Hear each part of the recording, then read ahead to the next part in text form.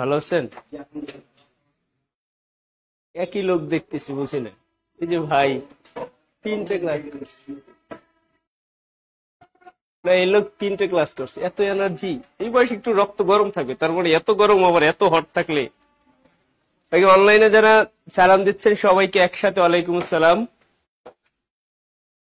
8টা 15 আগেই আপনারা কমেন্ট করে বসে আছেন, নিঃসন্দেহে একটা পজিটিভ দিক। আচ্ছা, সবাইকে শুভেচ্ছা জানাচ্ছি। আমরা শুরু করবো, একটু আজানটা শেষ হোক নাকি? তো আজানটা একটু শেষ হোক। আমি তো আন্তর্জাতিক পড়াই, আজকে হচ্ছে ভূগোল পড়াবো।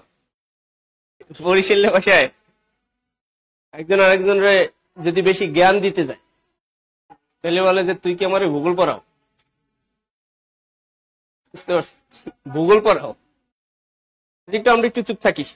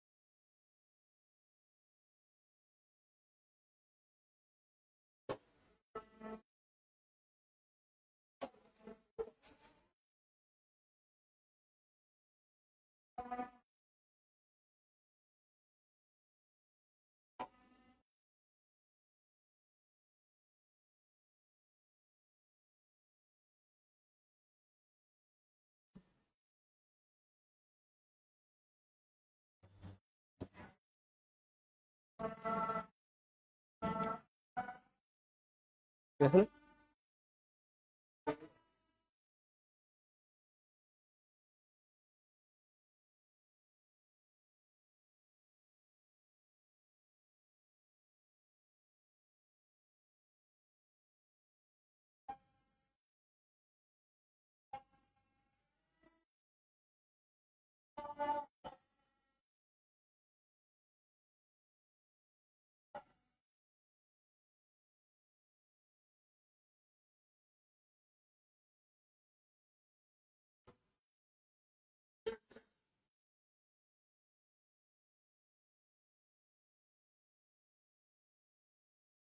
একটু জবাব দেন, তাইলে তো হয় নাকি?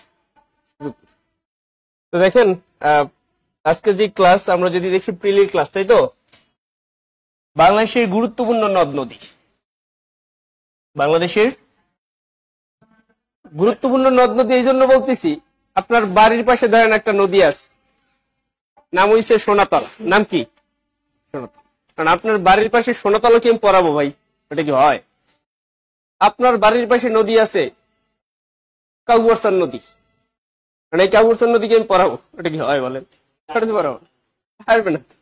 সেই জন্য পড়াইতে গুরুত্বপূর্ণ গুলা, কারণ আপনি যদি সব পড়ে উল্টাই ফেলতে চান দেখবেন নিজেই উল্টাই চিত্তারাই রয়েছে। এই জন্য আমাদেরকে পড়তে হবে একদম ইম্পর্টেন্ট জিনিসগুলো। বাংলাদেশের গুরুত্বপূর্ণ নদ, অনেক নদ নদী আছে, এর মধ্যে পড়বো কি বলেন তো? গুরুত্বপূর্ণ নদ নদী। বাংলাদেশের গুরুত্বপূর্ণ নদ নদী ও গুরুত্বপূর্ণ দ্বীপ সমূহ, এইটুকু আলোচনার বিষয়। গুরুত্বপূর্ণ দ্বীপ সমূহ পড়ানোর চেষ্টা করবে এমন ভাবে যেইগুলো পরীক্ষায় আসে সেইগুলাই। এখানে আমি ম্যাপ ইউজ করতে পারতাম, তবে আমার যেটা মনে হয় আপনি ম্যাপটা বাসায় বসে নিজে নিজে দেখে নিন। ইউজ করতে পারলে বেটার হইতো, কিন্তু আমাদের ইনফরমেশন কম পড়া হইতো। ইনফরমেশন একটু বেশি পড়ানোর জন্য ম্যাপটা নিজেরা পড়ে নেবেন, বাসায় বসে দেখবেন যে ওই মেঘনা নদী কোত্থেকে ঢুকছে, কোত্থেকে বের হইছে। ঠিক আছে? হ্যাঁ, একটু হয়, একটু মনে থাকে, বাট আমাদের আপনি একটু মুখস্থ করলে তাহলে হচ্ছে আপনার, যদি মুখস্থ করতে পারেন একবার, এবার মনে থাকবে সব ইনশাল্লাহ। মুখস্থ করার পর ম্যাপটা দেখবেন, ঠিক আছে? তাহলে আরো বেশি ফ্রুটফুল হবে। আসেন, কারণ এখানে অনেক বেশি ইনফরমেশন, বুঝছেন? প্রচুর ইনফরমেশন আছে, কোনটা বাদ দিয়ে কোনটা নেই, তাও আমরা স্পেসিফিক করার চেষ্টা করবো। আসেন, একজন লিখছেন আমার বাড়ির পাশে বুড়ি ভদ্রা কপোতাক্ষ নদ। এই কপোতাক্ষ আমাদের আলোচনার বিষয় থাকবে। ওকে, প্রথমে আমরা একটু আলোচনা করব যে নদ আর নদীর মধ্যে পার্থক্য কি। What is the difference between কোনো নাই, বিটুইন বলার সুযোগ নেই। ইংলিশে নদ ও রিভার, নদী ও রিভার, তাহলে বিটুইন বলবো কারে? এ ভাই, বাংলায় তুমি যা, তুইও তা, আপনিও তো তা, এই সব ইংরেজি কি বলেন তো? ইউ।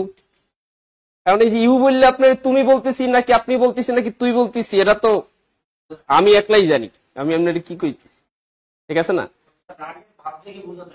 আচ্ছা আচ্ছা, এক্সপ্রেশন দিয়া আসেন। নদ এবং নদী আমরা কম ইনফরমেশন পড়ার চেষ্টা করবো, একদম স্পেসিফিক গুলা। তার আগে বলেন নদ এবং নদীর মধ্যে পার্থক্য কি।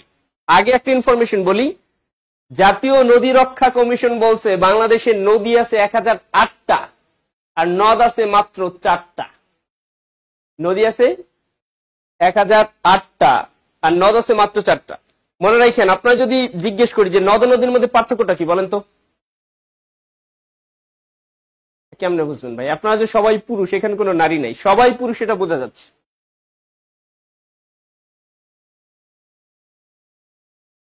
যে নদীর নামে পুরুষ আছে এটা কেমনে বুঝবেন? মানে নাম একটু পুরুষ পুরুষ, হ্যাঁ এক্স্যাক্টলি। যেই নদীগুলোর নাম পুরুষ পুরুষ এইগুলো নদ, যেইগুলোর নাম মেয়ে মেয়ে, মেইলি মেইলি, এইগুলো হচ্ছে নদী। তাহলে নাম দেখে বোঝা যায় না ভাই? শরীফ, বলেন শরীফ কি ছেলে না? এটা যদি শরীফ হয়ে যায় এটা মেয়ে, তাহলে শরীফ হচ্ছে নদ, শরীফ হচ্ছে। আপনি খেয়াল করবেন উপমহাদেশে যে ভাষাগুলো আছে, ধরেন বাংলা ভাষা, বাংলা ভাষায় মেয়েদের নামগুলোর শেষে উ আ ই এগুলো থাকে। বিশ্বাস না হইলে দেখেন, শরীফা শেষে কি আছে? আ আছে না? বলেন অযোগ আ, শরীফা, ঠিক আছে না? ধরেন চাঁদনি, চাঁদ বলেন শেষে কি আছে? ই আছে না? আচ্ছা, ধরেন শরীফ, ছেলেদের নামের শেষে উ আ ই থাকে না। বিশ্বাস না হলে দেখেন, শরীফ আপনার নাম কি বলেন? সজল, এই সজল ভাই, দেখেন সজল ভাই শেষে কি সজলা, সজলু, সজলি আছে? নাই তো, নেই। দেখেন তো ভাই, সুমন ছেলে নাকি মেয়ে? ছেলে। যদি সুমন না আকারিকার উপর হইতো সুমন না, তাহলে মেয়ে হয়ে যেত। তার মানে আপনি যত নাম দেখেন, ম্যাক্সিমাম নামের ক্ষেত্রে, যদি বলি 95% বাংলা নামের ক্ষেত্রে মেয়েদের নামের শেষে হয়তো আ ই বা উ আছে, কিন্তু ছেলেদের নামের শেষে নাই। এরপর বলতে পারেন যে স্যার সিফাত, এটা তো ছেলেগো নাম আছে মেয়েগো নাম আছে, এটা হচ্ছে আলাদা জিনিস, ঠিক আছে? তাইলে হুমায়রা লিখছেন ছেলেরা ঢং করে কথা বলে না, তাই আ ই উ নাই। এটা একটা ভালো কথা বলছেন। আচ্ছা, মেঘবালিকা লিখছে নতুন আপডেট 1415 নদ নদী, ওইগুলো পড়ে লাভ নেই। কয়টা নদ নদী এগুলো পড়ে লাভ নেই, আপনার পড়তে হবে, এটা আমি পড়াবো না। এটা জাতীয় নদী রক্ষা কমিশন, আবার বিভিন্ন মন্ত্রণালয়, বিভিন্ন সূচকে বিভিন্ন বিভিন্ন, কারণ আপনার বাড়ির পাশে একটা খাল আছে, কেউ এটার খাল ধরছে, কেউ নদী ধরছে, ওই চ্যাপ্টার বাদ। তার মানে আমরা যদি একদম সামারাইজ করি, নদ মানে হচ্ছে পুরুষবাচক নাম।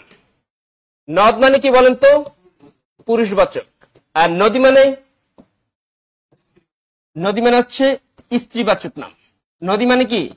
স্ত্রীবাচক। স্বভাবতই সব ক্ষেত্রে এই রুলস খাটবেন। যদি বলি ভাইয়া মেঘনা, বলেন শেষে কি আছে? মেঘনা আ আছে না? বলেন নদ যোগ আ, তাইলে আ আছে। মেঘনা কি বলেন তো? নদী। মেঘনা কি? যদি বলি যমুনা, কি বলেন তো? যমুনা, যমুনা নদ নাকি নদী? বলেন কর্ণফুলী নদ নাকি নদী? তাহলে নামগুলো হচ্ছে মেইল টার্ম, এই জন্য নদী। যদি বলি ব্রহ্মপুত্র, ভাই শব্দ শুনেই তো মনে হয় ব্রহ্মপুত্র, তাহলে পুত্র তো এমনিতেই তো নদ, পুত্র ছেলেবাচক নাম না? এমনিতেও নদ। যদি হইতো ব্রহ্মকন্যা, তাহলে আপনি নদী দিয়ে দিতেন। বলেন কুমার নদ নাকি নদী? কুমার নদ। যদি হইতো কুমারী, সবসময় যে এই রুলস খাটবে এরকম হবে না। তাইলে বলেন আরিয়াল খা, আরিয়াল খা, এটা নদ। জাতীয় নদী রক্ষা কমিশন এটা নদ বলছে, কিন্তু যারা ব্যাকরণিক পার্থক্য দেখাইছে তারা বলছে যেহেতু শেষে খা আছে তার মানে এটা নদী, কিন্তু জাতীয় নদী রক্ষা কমিশনের কি বলছে বলেন তো? তবে জাতীয় নদী রক্ষা কমিশন যে নদ চারটার বলছে সেই চারটা মূলত এই যে আমরা লিখতাম ব্রহ্মপুত্র, কুমার, আরিয়াল খা আর হচ্ছে কপোতাক্ষ, এই চারটাই তারা নদ বলছে। বাকি কেউ নদ বলে না, যদিও বরাল নামে একটা নদ আছে দেশে, বরাল। বুঝতে পারছেন? ওই আলোচনায় গেলাম না, আপনারা জাস্ট বুঝাইতে চাইছি এটা যে নদ ও নদীর পার্থক্য মূলত ব্যাকরণে। আপনি নারী দেখে বুঝবেন এটা নারী, পুরুষ দেখে বুঝবেন, কিন্তু নদী তো সবই প্রবাহ এক, সবারই পানি, আপনি কেমনে বুঝবেন এটা মহিলা একটা এটি পুরুষ নাম দেখে? তাহলে মূল পার্থক্য ব্যাকরণে, ব্যবহারিক কোনো পার্থক্য নাই। ইংলিশে নদ মানেও রিভার্স, নদী মানেও, এইগুলো পার্থক্য। ওকে, আসেন লেখেন, প্রথমেই লেখেন নদ নদী সম্পর্কে, নদ নদী সম্পর্কে গুরুত্বপূর্ণ কয়েকটি তথ্য, একদম স্পেসিফিক, যে কয়টা না পড়াইলেই নয়। নদ নদী সম্পর্কে গুরুত্বপূর্ণ কিছু তথ্য।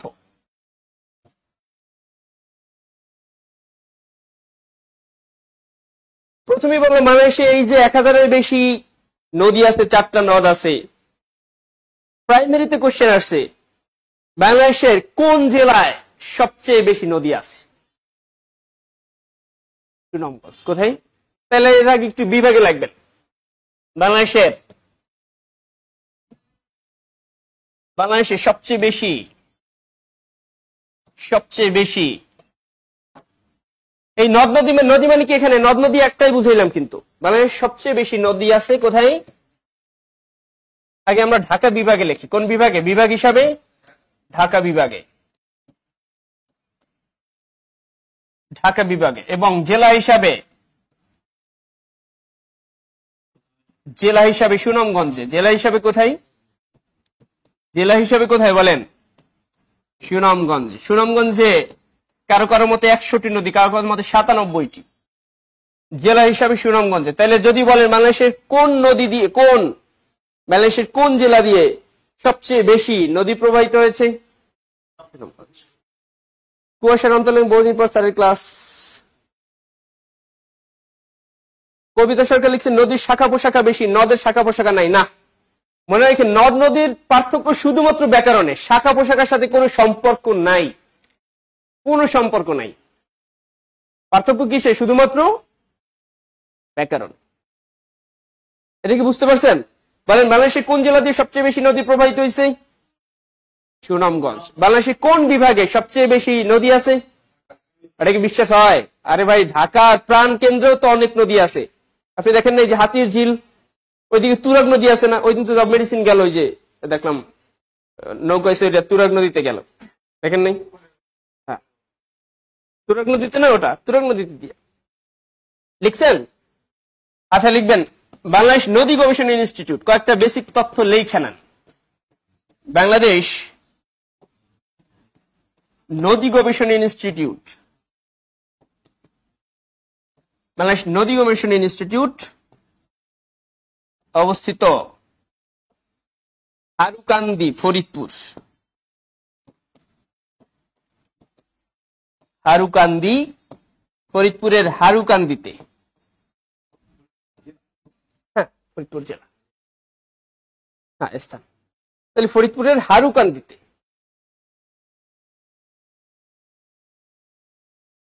উশিনার রয় লিখছেন মগু বরিশাল তো একশো নদী। হ্যাঁ, এই জন্যই তো বলা হয় আইতে নদী যাইতে খাল, মগু বাড়ি বরিশাল। এটা কি খালি খালি?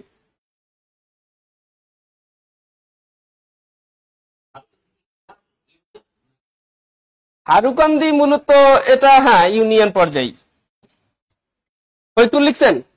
আচ্ছা, আসেন লাস্ট একটা ইনফরমেশন লিখবেন। এখানে লিখবেন হাইকোর্ট। হাইকোর্ট মানে আমরা মূল ইস্যুতে যাওয়ার আগে কয়েকটা বেসিক তথ্য। হাইকোর্ট বাংলাদেশের যে নদীকে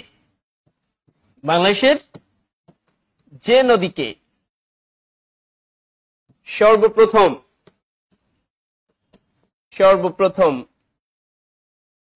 জীবন্ত সত্তা ঘোষণা করেছে। হাইকোর্ট বাংলাদেশের যে নদীকে সর্বপ্রথম জীবন্ত সত্তা ঘোষণা করেছে কোন নদী বলেন তো? তুরাগ নদীকে। কাকে? এটা বুঝিয়ে দিতেছি, তুরাগ নদীকে। এটা লিখে রাখেন, এইটা একটা বিসিএস আসছে, প্রাইমারিতে আসছে, নিবন্ধতে আসছে, যখন এটা ঘোষণা করা হয়েছে এরপর থেকে। ও লিখতে পারেন, আপনারা একটু তাড়াতাড়ি লেখার চেষ্টা করেন। এই যে হাত জোরে জোরে চালান, যদি আশেপাশে কলা থাকে বা ডিম থাকে এগুলো খাইতে পারেন, তাহলে ইনস্ট্যান্ট শক্তি পাবেন। কোথায় গেল? আগেরটাই তৈরি আসছে।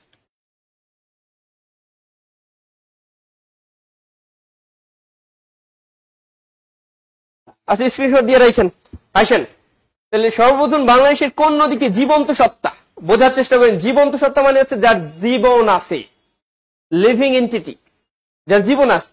আপনার জীবন আছে, আমার জীবন আছে, একটা প্রাণীর জীবন আছে। বলা হচ্ছে, এটা কাল্পনিক ভাবে বলা হয়েছে নদীরও জীবন আছে। তাহলে একটা জীবন্ত প্রাণী, একটা বিড়াল যদি হাইটে যায়, আপনি যদি একটা বিড়ালকে মারেন, আপনার নামে মামলা হয়ে যাবে, জানেন সেটা? বন্যপ্রাণী সংরক্ষণ আইন আপনার নামে কি হবে? মামলা হবে। ভাইবেন না গ্রামে বসে যে বিড়াল বিড়াল ওই যে বিড়াল বেশি বাচ্চা দিয়েছে, ড্রিম করে মাইরে দিলেন, যদি এইটা ধরা পড়ে আপনার নামে মামলা হবে। তাহলে কারণ কি? বিড়ালের জীবন আছে। হাইকোর্ট বলছে নদীকে রক্ষা করার জন্য, নদীগুলোর ভ্যালু বাড়াইতে, নদীরে যাতে আপনি ক্ষতি না করতে পারেন, যেহেতু নদী, আমরা বলি নদী মাতৃকা, নদী হচ্ছে মায়ের মতো।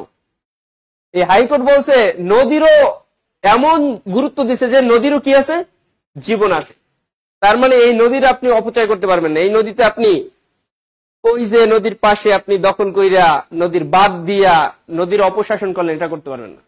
তাহলে আপনার নামে মামলা হবে। এই জন্য দেখবেন প্রায় এই যে ভ্রাম্যমাণ কোর্ট মামলা দেয়, যে নদী দখলের জন্য মামলা দেয় না। তাহলে দেশের সব নদী কিন্তু এখন জীবন্ত সত্তা, লিভিং এন্টিটি।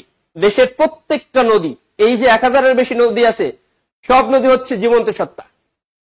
তাহলে সর্বপ্রথম যেটা হয়েছিল সেটা কে? এটা 2000, এটা নিয়ে আগ থেকে গবেষণা চলছে, আনুষ্ঠানিকভাবে এটা স্বীকৃতি দেওয়া হয়েছে 2012-তে সম্ভবত। এটা লাগবে না, কবে দেওয়া এটা লাগবে না, আপনি এটা জানি রাখেন। এই কোশ্চেন কোনোদিন আসে না যে কবে দেওয়া হয়েছে, মানে এগুলো সংসদে হাইকোর্ট দিয়েছে, বুঝছেন? এটা হ্যাঁ জানার জন্য এটা বলতে পারেন, বাট এটা কিন্তু সংসদে পাশ হয়ে আসা লাগছে, এরপর হাইকোর্টে এটার পিটিশন হয়েছে, এরপর হাইকোর্ট ফাইনালি কি দিয়েছে বহুত। যেমন ওই যে কি বলে, বাংলাদেশের রাষ্ট্রধর্ম ইসলাম, এটা কিন্তু এখনো কিন্তু রায় আসে নাই, জানেন? এটা মামলা কিন্তু সেই কত সাল থেকে জানেন আপনি? এই এরশাদের আমল থেকে, অর্থাৎ যদি বলি 90-এর দশক থেকে এখনো কিন্তু মামলা চলমান। বুঝতে পারছেন? আওয়ামী লীগ আইসা দেখেন, এই হাইকোর্ট সর্বপ্রথম যে নদীকে জীবন্ত সত্তার ঘোষণা দেয় সেটা হচ্ছে তুরাগ নদী।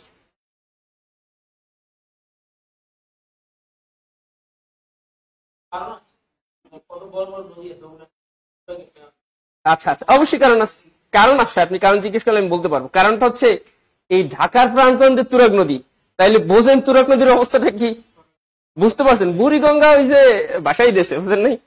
তাহলে তুরাগ নদীর অবস্থাটা কি? বুড়িগঙ্গা তো আহত এইদিকে, আর একদম প্রাণকেন্দ্রে তো তুরাগ। তাহলে তুরাগ নদীরে দখল কইরে, এটা ময়লা ফালাইয়ে, এটা এমন অবস্থা করে ফেলে যে নদীটা শেষ। এই জন্য তুরাগ নদী দিয়ে থেকেই শুরু করছে ঢাকার প্রাণকেন্দ্রে। আসেন, একদম গুরুত্বপূর্ণ ইনফরমেশন ভাই, এখানে কিন্তু প্রচুর ইনফরমেশন, আপনি একটু স্পেসিফিক হওয়ার চেষ্টা করেন। লেখেন বাংলাদেশের বৈশিষ্ট্যমণ্ডিত নদী, বাংলাদেশের বৈশিষ্ট্যমণ্ডিত নদী। কোন নদীর বৈশিষ্ট্য কি? বৈশিষ্ট্যমণ্ডিত নদী, বৈশিষ্ট্যমণ্ডিত নদী, বাংলাদেশের বৈশিষ্ট্যমণ্ডিত নদী। খেয়াল করেন ভাই, আপনি ধরেন এক বাবা আর এক ছেলে দাঁড়াইলো পাশাপাশি, বাবার বয়স 36 বছর, বোঝার চেষ্টা করেন বাবার বয়স কয় বছর? 36 বছর। আর ছেলে পরে ক্লাস 9-এ, ধরেন ছেলের বয়স 15 বছর। বাবার ছেলে পাশাপাশি দাঁড়াইছে, কিন্তু আপনারা কেউ জানেন না যে এরা বাবার ছেলে, পাশাপাশি দাঁড়াইছে। বাবার বয়স কত? 36, ছেলে পরে ক্লাস 9-এ, তখন 15 বছর বয়স। কিন্তু বাবার থেকে ছেলে একটু লম্বা হয়ে গেছে, বাবার উচ্চতা 5 ফুট 2, ছেলের উচ্চতা হয়ে গেছে 5 ফুট 3। বাবার থেকে ছেলে কয় ফুট লম্বা? 5 ফুট 3, মানে 1 ইঞ্চি লম্বা। 5 ফুট 2 আর 5 ফুট 3। স্বভাবতই যদি দুইজনকে দাঁড় করে আপনি জিজ্ঞেস করা হয়, বলেন তো ভাই এই দুইজনের মধ্যে লম্বা কে, কারে বলবেন? ছেলে বলবেন না? আপনার যদি জিজ্ঞেস করা হয় যে দুইজনের মধ্যে বড় কে, কি বলবেন? তাহলে আপনি বড় হিসেব করলেন কি দেখা? বয়স বুঝলেন কেমনে? চেহারা দেখে। চেহারা ছেলের চেয়ে অবশ্যই বাবা একটু মোটা গোটা, একটু দাড়ি মোছ আছে, অথবা একটু মনে হয় যে একটু বয়স্ক বয়স্ক, এইটা দেখে আপনি বুঝলেন যে বাবা বেশি বড়। যদি আমি এভাবে জিজ্ঞেস করি যে দুইজনের মধ্যে বৃহত্তম কে, বৃহত্তম কে দুইজনের মধ্যে, বাবা। কে বলেন তো? যদি স্পেসিফিক কোশ্চেন আসে দুইজনের মধ্যে লম্বা কে, সেক্ষেত্রে ছেলে। ধরেন এই একটা নদী, এই নদীর নাম হচ্ছে পি, এই নদীর নাম কি বলেন? আর একটা নদী আছে, এই নদীর নাম হচ্ছে এম, এই নদীর নাম কি বলেন? দুইটার মধ্যে দীর্ঘতম কে? পি। পি হচ্ছে দীর্ঘতম। বলেন দুইটার মধ্যে প্রশস্ততম কে? এম। যদি বলি দুইটার মধ্যে বড় কে, ভাই পি এর থেকে এম কি খুব বেশি দৈর্ঘ্যে খুব বেশি ছোট? অল্প ছোট। কিন্তু বাকি সব দিক দিয়ে আপনি যদি সব আয়তন হিসাব করেন তাইলে এম এর ধারে কাছেও পি নাই। তাইলে এম হচ্ছে বৃহত্তম। এই দুইটার মধ্যে বৃহত্তম কে বলেন? এম ফর মেঘনা, এম ফর কি? P for Padma. বাংলাদেশের সবচেয়ে দীর্ঘতম নদী হচ্ছে পদ্মা, কিন্তু বাংলাদেশের সবচেয়ে বড় নদী হচ্ছে মেঘনা। বুঝেন? শুধুমাত্র দৈর্ঘ্যে বড় কে? পদ্মা। আর বাকি সব ক্ষেত্রে বড় কে? মেঘনা। বাংলাদেশের সবচেয়ে বড় নদী মেঘনা, বাংলাদেশের সবচেয়ে প্রশস্ততম নদী মেঘনা, বাংলাদেশের সবচেয়ে গভীরতম নদী কে? বুঝতে পারলাম?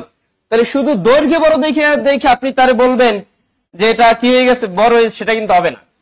হবে? বলেন, লেখেন। বাংলাদেশের দীর্ঘতম নদী, বাংলাদেশের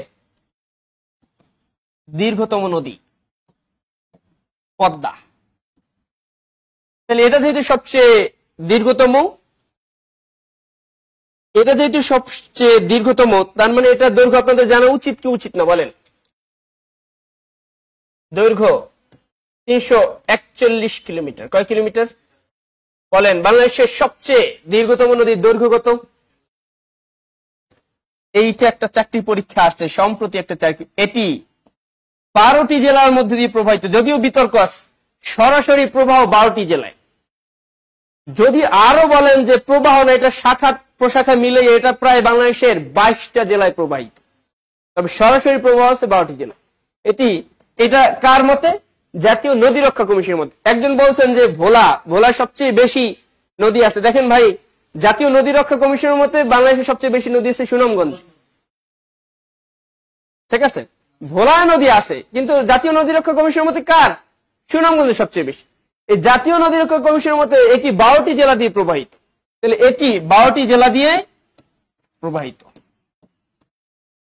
এর মধ্যেও যদি আমি বলি ভাইয়া, এই যে ফরিদপুর, মাদারীপুর, শরীয়তপুর, আপনি জানেন বাংলাদেশের সবচেয়ে নদী ভাঙন প্রবণ উপজেলা কোনটা?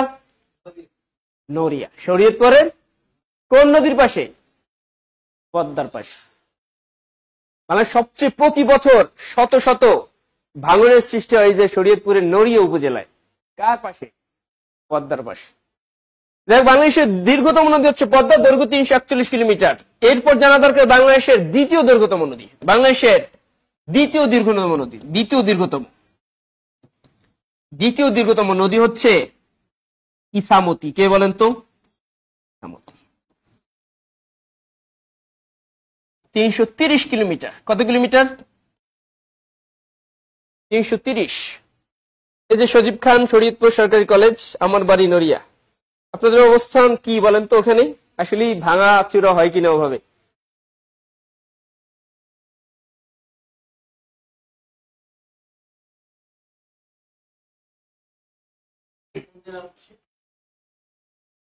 ইছামতি হয়েছে আপনার উত্তরবঙ্গে, অনেকগুলো জেলার মধ্যে আছে।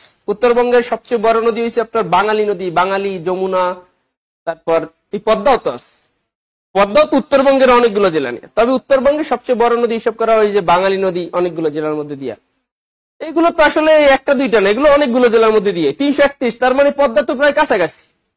পদ্মা যদি প্রবাহ রাখতে পারে 22টা জেলায়, তাহলে এগুলো তো অনেকগুলো জেলায়। যদি এগুলোর কোশ্চেন তো আসে না যে ইছামতি কয়টা জেলা দিয়া, এই জন্য বলছি ভাই যত স্পেসিফিক হইতে পারেন। আর কখনো কোশ্চেন আসার কথা না ইসেমতি কয়টা জেলা দিয়ে প্রবাহিত হবে, আসার কথা কেউ জানারও চেষ্টা করে না, কারণ অনেক ইনফরমেশন আছে। আচ্ছা দেখেন তাইলে বাংলাদেশের বৃহত্তম নদী, বাংলাদেশের কি বলেন তো, বাংলাদেশের বৃহত্তম, গভীরতম আর কি প্রশস্ততম নদী, প্রশস্ততম নদী মেঘনা। দেখেন একটা বিসিএস আসছে ভূগোল পার্টি, কি জানেন বাংলাদেশের কোন নদীকে চিরযৌবনা বলা হয়? মেঘনা। কোন নদীকে চিরযৌবনা বলা হয়? মেঘনা। এই নদীকে চিরযৌবনা নদী বলা হয়। আর গুগলে আসছে চিরযৌবনা নদী বলা হয়। যৌবন ফুরায় না, সারা জীবন যৌবন থাকে। এই নদীকে চিরযৌবনা নদী বলা হয়। কোন নদীকে বলেন? মেঘনা, যেটা বাংলাদেশের বৃহত্তম, বাংলাদেশের গভীরতম, বাংলাদেশের সবচেয়ে প্রশস্ততম নদী।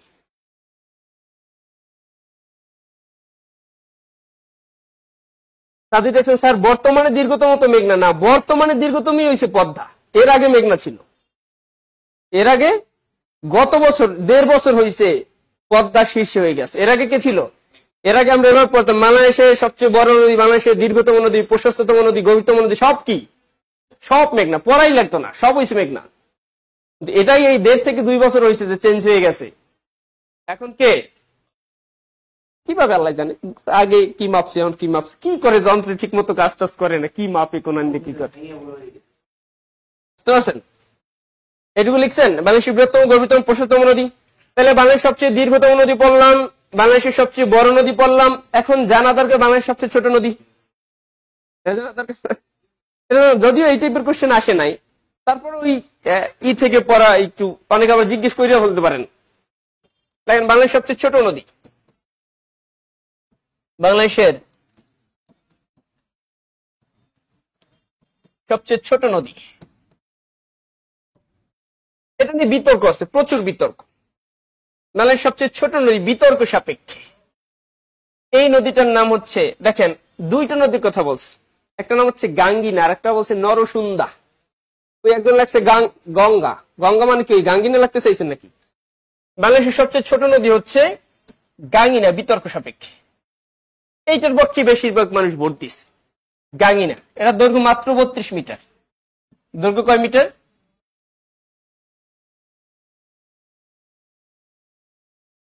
দৈর্ঘ্য হচ্ছে 32 মিটার। 32 মিটার, ফুট হিসাব করলে 60 ফুটের বেশি, 63 ফুট, তাই না? গাঙ্গিনা অবস্থান কোথায়? ময়মনসিংহ। কোথায়? ময়মনসিংহ। দেখেন এটা আগেই বলছি যে বিতর্ক সাপেক্ষে, বিতর্ক সাপেক্ষে। এই ইনফরমেশনটা কি, এজন্য সাধারণত এগুলো পরীক্ষায় আসে না, ছোটখাটো পরীক্ষা 2-1টা আসতে পারে। ওকে, এরপরে আসেন বাংলাদেশের একমাত্র খরস্রোতা নদী। বাংলাদেশের একমাত্র, দেখেন বৈশিষ্ট্য মণ্ডিত, মানে কোনটার কি বৈশিষ্ট্য এটা পড়াইতেছি না, কোনটা দৈর্ঘ্যে বেশি, কোনটা প্রস্থে বেশি, কোনটা গভীরতায় বেশি, কোনটায় খরস্রোতায় বেশি। বাংলাদেশে একমাত্র খরস্রোতা, এত জোরে স্রোত চলে, কারণ পাহাড়ি নদীগুলো কিন্তু খরস্রোতা হয়। তাহলে বাংলাদেশের একমাত্র খরস্রোতা নদী কর্ণফুলী। বাংলাদেশের একমাত্র খরস্রোতা নদী কোনটা বলেন? কর্ণফুলী। যেহেতু খরস্রোতা নদী, আমরা জানি এই তীব্র স্রোতকে কাজে লাগাইয়ে বিদ্যুৎ উৎপাদন করা যায়। যেহেতু একমাত্র খরস্রোতা নদী কর্ণফুলী, তার মানে এই বাংলাদেশের যে একমাত্র পানি বিদ্যুৎ কেন্দ্র আছে বা জলবিদ্যুৎ কেন্দ্র আছে, সেটা কোন নদীর তীরে? যেহেতু কর্ণফুলী নদীর তীরে, এটার আরো একটা নাম হচ্ছে কর্ণফুলী জলবিদ্যুৎ কেন্দ্র, যেটার আমরা কাপ্তাই জলবিদ্যুৎ নামে চিনি। সেটারই আবার অনেক সময় কি বলা হয় বলেন তো? তাহলে লেখেন কর্ণফুলী, লিখবেন যেহেতু এই নদীর স্রোত, যেহেতু এই নদীর স্রোত সবচেয়ে বেশি, তাই এই স্রোতকে কাজে লাগিয়ে, এই স্রোতকে কাজে লাগিয়ে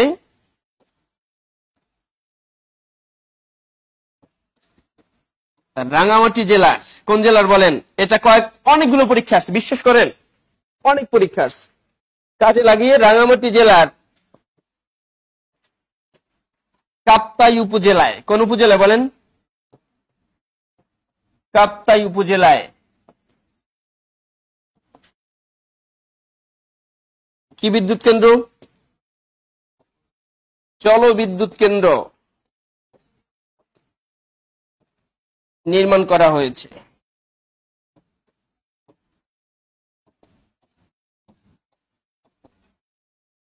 তাহলে আপনি কি এইটু বুঝতে পারছেন যে এটার নাম হচ্ছে কাপ্তাই জলবিদ্যুৎ কেন্দ্র বা কর্ণফুলী জলবিদ্যুৎ কেন্দ্র?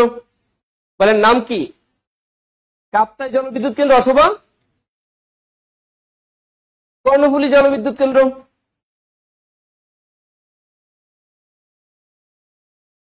যার উৎপাদন ক্ষমতা, কোন কোন বিদ্যুৎ কেন্দ্রে বলেন,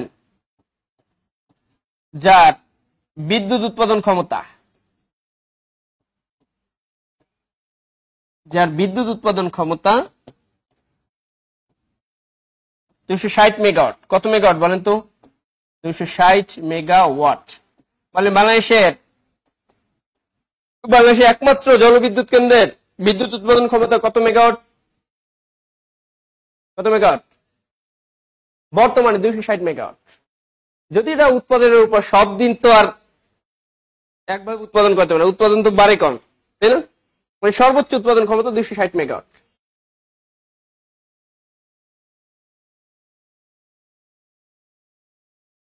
মিম লিখছেন ওইখানে ছিলাম 2 ইয়ার্স।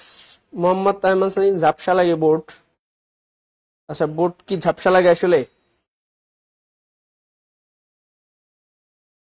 আবার একটু রিকল করার চেষ্টা করবেন। বাংলাদেশের সবচেয়ে খরস্রোতা নদীর নাম কি? কর্ণফুলী। যেহেতু সবচেয়ে খরস্রোতা, এই জন্য এই নদীর পানিকে ব্যবহার করে কি উৎপাদন করা হচ্ছে? বিদ্যুৎ। সেটা কোন জেলায়, কোন উপজেলায়? কাপ্তাই উপজেলায়। যেহেতু এই জন্য এটার নাম হচ্ছে কাপ্তাই জলবিদ্যুৎ কেন্দ্র। যেহেতু কর্ণফুলী নদীর তীরে, এটার অপর নাম হচ্ছে কর্ণফুলী জলবিদ্যুৎ কেন্দ্র। বলেন এই বিদ্যুৎ কেন্দ্রের উৎপাদন ক্ষমতা কত মেগাওয়াট? 260 মেগাওয়াট। এটুকু তো ক্লিয়ার? এটুকু ক্লিয়ার কিনা বলেন?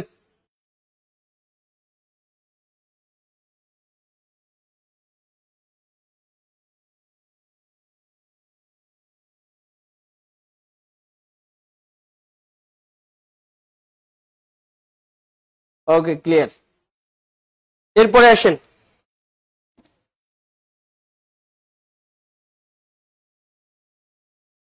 যে নদীতে সবচেয়ে বেশি চর আছে, যে নদীতে সবচেয়ে বেশি চর আছে, কোন নদীতে? এটা কি আবার আমাজন আবার নীল নদের কথা বলবেন নাকি? এটা তো বাংলাদেশের নদ নদী পরে দিছি না। যে নদী সবচেয়ে বেশি চর আছে, আবার লিখি না যে চোর আছে, মানে যে নদী সবচেয়ে বেশি চর আছে কোন নদীতে বলেন তো? যমুনা। আপনি যমুনা সেতু দেখছেন রিসেন্টলি? যমুনা সেতুর নিচ দিয়ে দেখবেন চর আর চর। আমি তো উত্তরবঙ্গে ক্লাস নিতেই দেখছি।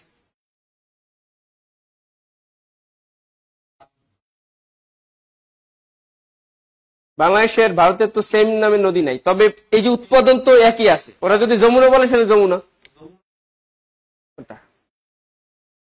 দেখেন বাংলাদেশের পদ্মা ওরা বলে গঙ্গা। যমুনা তো ভারত থেকেও তো আছে। ভারত থেকে বলতে ব্রহ্মপুত্র থেকে যমুনা সৃষ্টি হয়েছে না? ব্রহ্মপুত্রের মূল ওইটা তো ভারত থেকে আছে, তিব্বতের কৈলাস সিংহের মানসরোবর হ্রদ থেকে ভারত হইয়া এরপর তো আসছে বাংলাদেশ। এই যমুনাই ব্রহ্মপুত্রের যমুনাই। ওকে, তাহলে বাংলাদেশের সবচেয়ে চর আছে যেই নদীতে, সেই নদীর নাম কি? আচ্ছা, একটা ইন্টারেস্টিং কোশ্চেন আসছিল, নদী ছাড়া যমুনা কিসের নাম? মানে এরকম খামখেয়ালি কোশ্চেন কিন্তু আসে। মানে এরকম হইতে পারতো যে নিচের কোন ফসলের জাতের নাম আছে যমুনা নামে, এরকম আসতে পারতো না? কোশ্চেন আছে নদী ছাড়া যমুনা কি, আপনি কি বুঝবেন এটা? নদী ছাড়া যমুনা হচ্ছে একটা মরিচ। কি বলেন তো? মরিচের জাতের নাম আছে যমুনা। ওই দেখেন অনেকে কমেন্ট করছে। তাহলে এই টাইপ কোন যেন না, বিসিএস না, বিসিএস এ আসছে এই টাইপের, কিন্তু এইটা নিয়ে আসে না, এরকম আসে না। মানে এইরকমই না যে নদী ছাড়া যমুনা কি, এটা কেমন কথা? যমুনা কোন ফসলের জাত, এইটা আসছে। কিন্তু নদী ছাড়া যমুনা এটা কেমন না, হঠাৎ করে এই কোশ্চেনের সাথে তো মানুষ অভ্যস্ত না, নদী ছাড়া যমুনা এটা কি, এরকম নদী ছাড়া যমুনা এটা মানে কেমন। এবার ভাষা শহীদ আকবর, ভাষা শহীদ ছাড়া আর কি, আকবর ভাষা শহীদ ছাড়া হয়েছে গম, বুঝলেন, খামখেয়ালি কোশ্চেন। যে নদী সবচেয়ে বেশি চড়া যমুনা, নোট লেখেন, নোট।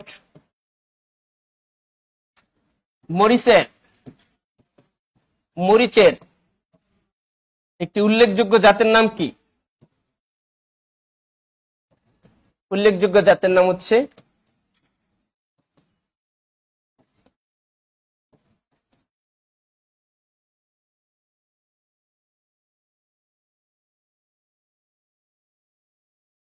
আবার যমুনার পরে ছাগলও আছে, ছাগল যমুনা, যমুনার পরে ছাগল আছে না।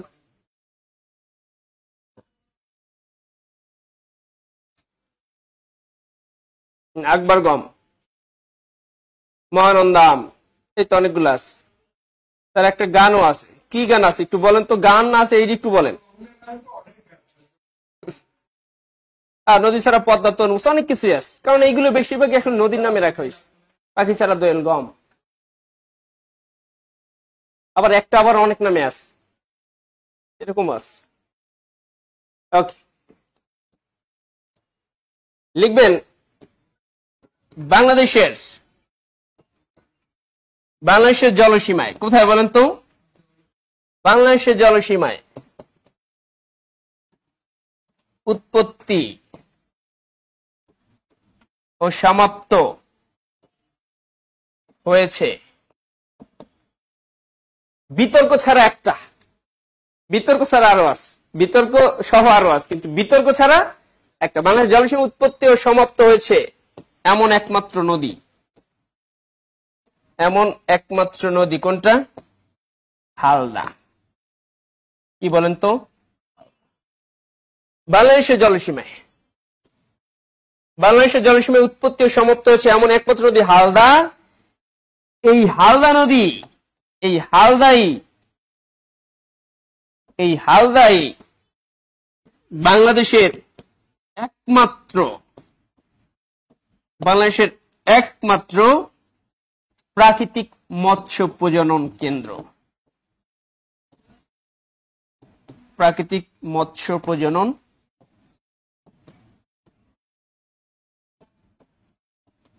এটার আগের নাম কি ছিল জানেন? এই যে আওয়ামী লীগ যাওয়ার আগের বছর এই হালদারে বানাইছে বঙ্গবন্ধু মৎস্য প্রাণী অভয়াশ্রম। এখন তো আর আসবে না, সেটা ইম্পর্টেন্ট ছিল, অনেক পরীক্ষা আসছিল, বেশি দিন হয় না, এই বছর 2 হয়েছে, এর মধ্যে আর হইল না, আর পরীক্ষা আসবে না। তাইলে একজন লিখছেন হালদা নদী উৎপত্তি মালদহ, না এটা নিয়ে কোনো বিতর্ক নাই, মনে রাখেন। হালদার উৎপত্তি হচ্ছে, আমরা পড়বো যখন নদীর উৎপত্তি হচ্ছে, এটা হচ্ছে খাগড়াছড়ির বাদনাতলি, বাদনাতলা বলে অনেক, ঠিক আছে। তাইলে আমরা এটা কেন পড়াবো বলেন, যে বাংলাদেশের জলসীমা উৎপত্তি এলাকা তো এরকম তো বহুত আছে, যে আরাকান পর্বত থেকে বাংলাদেশ, মিয়ানমারের আরাকান পর্বত থেকে সাঙ্গু, মাতামুহুরি, নাফ, এগুলো নিয়ে তো প্রচুর বিতর্ক, তাহলে তো আমরা সেটাও লিখতে পারতাম না। এই যে মাতামুহুরি, সাঙ্গু নিয়ে বিতর্ক আছে না, যে বাংলাদেশের উৎপত্তি নাকি মিয়ানমারের উৎপত্তি, আছে না বলেন? আছে তো, বিতর্ক নাই কারে নিয়ে, হালদা নিয়ে, এই জন্য আমরা এটাই লিখছি, বুঝতে পারছেন? এটা উৎপত্তি আমরা পড়বো খাগড়াছড়ি বাদনাতলি থেকে, যখন উৎপত্তিটা আসবে। বাংলাদেশের জলসীমা উৎপত্তি সমাপ্ত হয়েছে এমন একমাত্র নদী হালদা। এই হালদাই হচ্ছে বাংলাদেশের একমাত্র প্রাকৃতিক মৎস্য প্রজনন কেন্দ্র, প্রাকৃতিক মৎস্য প্রজনন কেন্দ্র। মাছ নিজের ইচ্ছায় এখানে ডিম পাড়তে চলে আসে।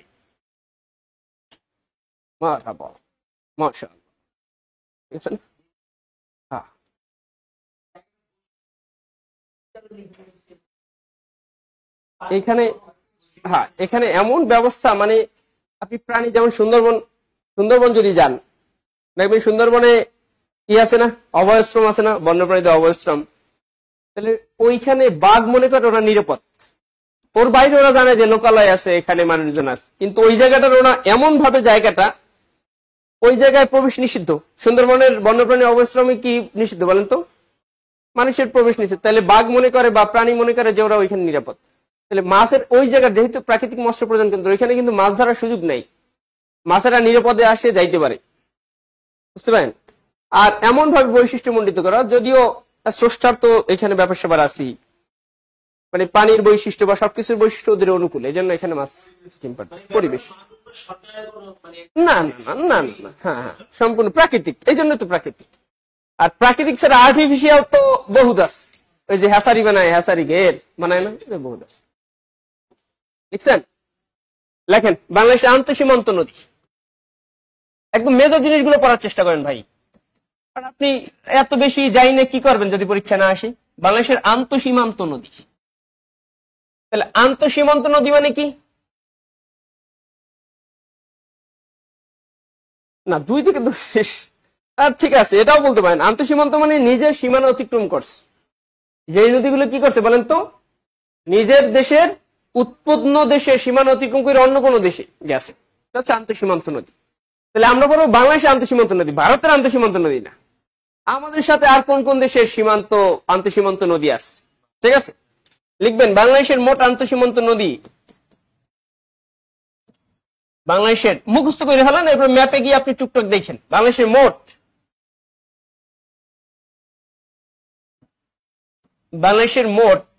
আন্তঃসীমান্ত নদী,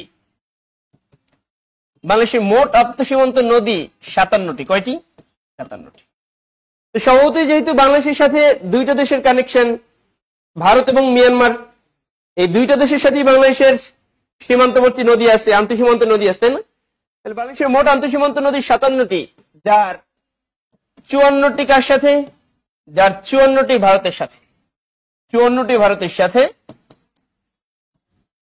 এবং বাকি 3টি মিয়ানমারের সাথে, বাকি 3টি মিয়ানমারের সাথে। খেয়াল করেন বাংলাদেশের সীমান্তবর্তী জেলা ছিল 32টা। কয়টা বলেন তো? মানে সীমান্তবর্তী জেলা ছিল 32টা, যার 30টা কার সাথে? আর 3টা বলতে পারেন 30 আর 3 তো 33 হয়, কারণ একটা জেলা আছে না রাঙামাটি উভয়ের সাথে আছে। কিন্তু এই মিয়ানমারের সাথে জেলাও আছে 3টা, মিয়ানমারের সাথে নদীও আছে কয়টা? ভালো করে মনে রাখেন, মিয়ানমারের সাথে জেলাও আছে বাংলাদেশের 3টা, মিয়ানমারের সাথে নদীও আছে কয়টা? তাহলে এই 3টা নদী, আপনি কি 54টা ভারতের সাথে 54টা আছে, এই 54টা মুখস্থ করতে পারবেন জীবনেও? জীবনেও পারবেন? পারবেন না। তাহলে 3টা মুখস্থ করতে পারবেন না? মিয়ানমারের সাথে 3টি, এই 3টি কি কি বলেন? সাঙ্গু, নাফ, আর কি মাতামুহুরি। মাতামুহুরি, তাহলে সাঙ্গু, নাফ, মাতামুহুরি। সানা আর মা কে কে বলেন তো? সানা আর কে বলেন? সানা আর হইছে মা। তাহলে সাথে কি? সাঙ্গু, নাতে, নাফ, মাতে, মাতাম, সানা মা। সাঙ্গু, নাফ, মাতাম। মানে বাংলাদেশের মোট আন্তঃসীমান্ত নদী কয়টি? আচ্ছা কোশ্চেন, ভারতের সাথে বাংলাদেশের মোট আন্তঃসীমান্ত নদীর সংখ্যা কয়টি? এখানে পরীক্ষার হলে কি হবে জানেন?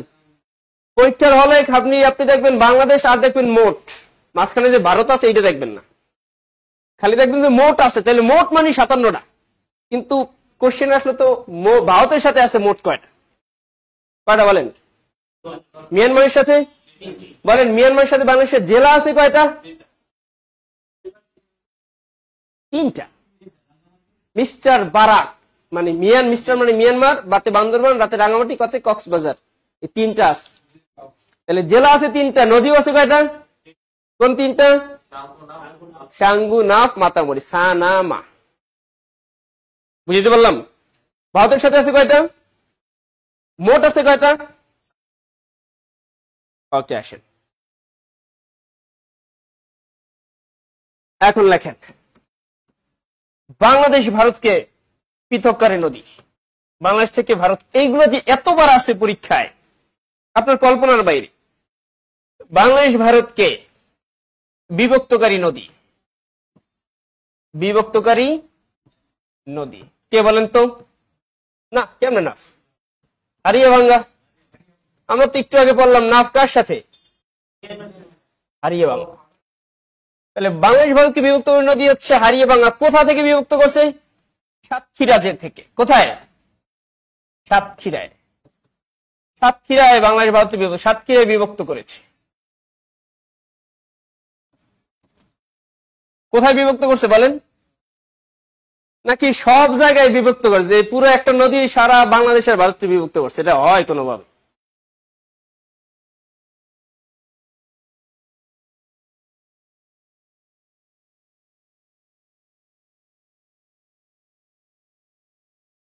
নাই। যদি বাংলাদেশ ভারতকে বিভক্ত করি নদী হয় হারিয়াভাঙ্গা, তাইলে বাংলাদেশ মিয়ানমারকে বিভক্ত করি নদীর নাম কি? বাংলাদেশ মিয়ানমারকে বিভক্তকারী নদী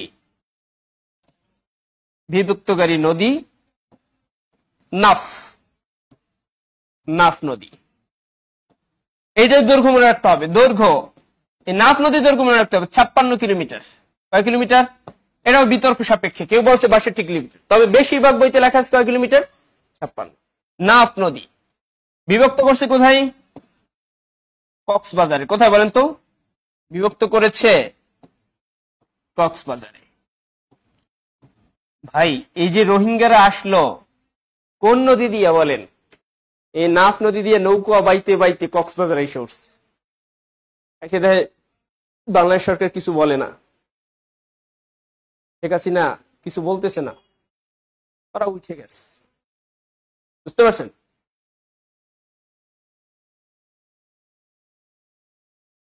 একজন লিখছেন মিজানুর রহমান চাঁপাইনবাবগঞ্জ এবং রাজশাহীকে বিভক্ত করি নদী পদ্মা। এটা হইতে পারে। আপনার বাড়ির পাশে আপনার গ্রামটা বিভক্ত করছে ছোট একটা খালে, ওটা আপনি পড়েন, আপনার বাড়ির পাশে, এটা আপনি বুঝেন। ঠিক আছে না?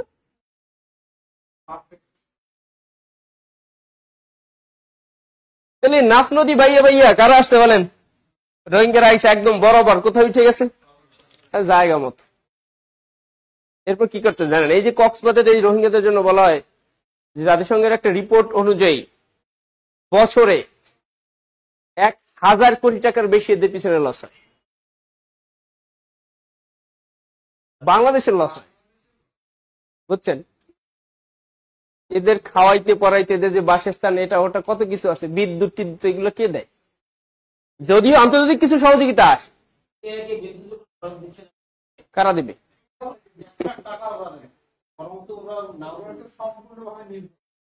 আরো কি কাজ করতে জানেন ভাই? এদের প্রোডাকশন রেট জানেন? এই ভাই, এই রোহিঙ্গারা কি করে জানেন?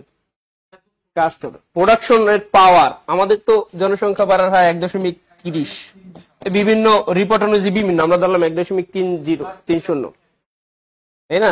ওটা আদমশুমারি অনুযায়ী, আবার অর্থনৈতিক সমীক্ষণে বিভিন্ন রিপোর্ট আছে, বাদ দেন, ধরলাম এটা। আর ওদের প্রোডাকশন রেট কত জানেন আপনি? 10-এর মতো মিয়া।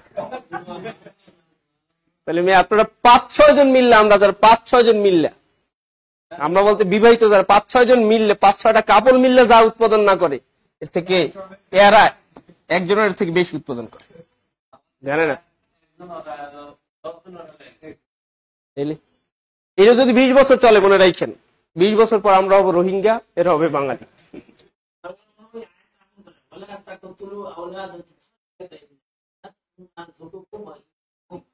বাংলায় ট্রান্সলেট করেন। ঠিক আছে, ঠিক। এখন এই জন্য দেখেন, এই জন্য কক্সবাজার কি হইতেছে বলা হচ্ছে, রোহিঙ্গা নারীরা অনেক সময়, রোহিঙ্গা নারীরা কোনোভাবে গিয়া কক্সবাজার বিভিন্ন আবাসিক হোটেলে উঠতেছে এবং বিজনেস করতেছে। এই জন্য কক্সবাজারের টুরিস্টের পরিমাণ কমতেছে। আসেন তাহলে, এই বিভক্তকারী নদী নাম হচ্ছে নাফ নদী, এটা মনে রাখেন 56 কিলোমিটার। ঠিক আছে? আসেন, এখন মিয়ানমারের সাথে বাংলাদেশের নদী কেন্দ্রিক ওইরকম কোন ঝামেলা আমরা দেখি না, যেরকম ঝামেলা আমরা ভারতের সাথে দেখি। তাহলে ভারতের সাথে যেহেতু এই সমস্যাগুলো আছে, নদী কেন্দ্রিক সমস্যা, এই জন্য বাংলাদেশ আর ভারত মিলেমিশে চিন্তা করলো আমরা একটা যৌথ নদী কমিশন বানাবো, যাতে উভয় দেশ সমস্যা সমাধান যৌথভাবে করতে পারি। এটাকে বলা হচ্ছে বাংলাদেশ ভারত যৌথ নদী commission, JRC, joint river commission. লিখবেন, বাংলাদেশ ও ভারতের মধ্যে, বাংলাদেশ ও ভারতের মধ্যে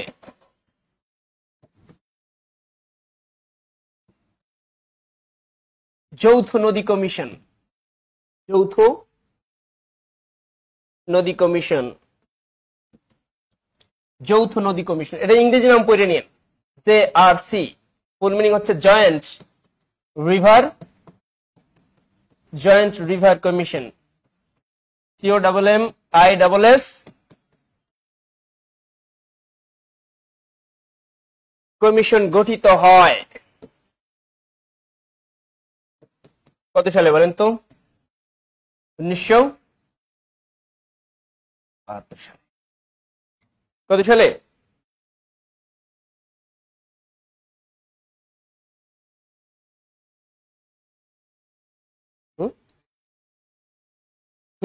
হ্যাঁ ওইটাই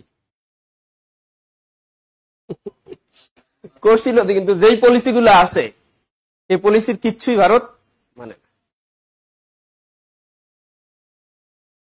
নাসিরুদ্দিন বেলবুলি স্যার জন্ম নিয়ে কথা না বলাই ভালো, কারণ ইসলাম সন্তান জন্ম অধিক সমর্থন করে। আমরা সমর্থন করি ইনশাল্লাহ, আমরাও সুযোগ পাইলে ইনশাল্লাহ এটা আমরা আমাদের পারফরমেন্স দেখাবো, মানে আরেকজনের দিয়ে বুঝিয়ে দিলাম আর কি, ঠিক আছে, এটাও কোনো ব্যাপার না। এরপরে আসেন, দেখেন বাংলাদেশ থেকে ভারতে গিয়ে পুনরায় ঘুরে ঘুরে আবার বাংলাদেশে ঢুকছে, এরকম নদীর সংখ্যা হচ্ছে 4টা। কয়টা বুঝছেন জিনিসটা?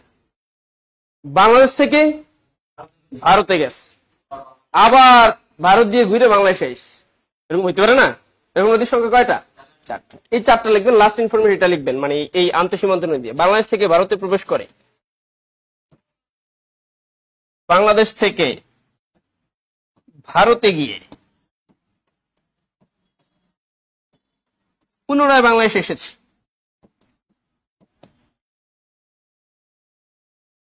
বাংলাদেশ থেকে ভারতে গিয়ে পুনরায় বাংলাদেশে এসেছে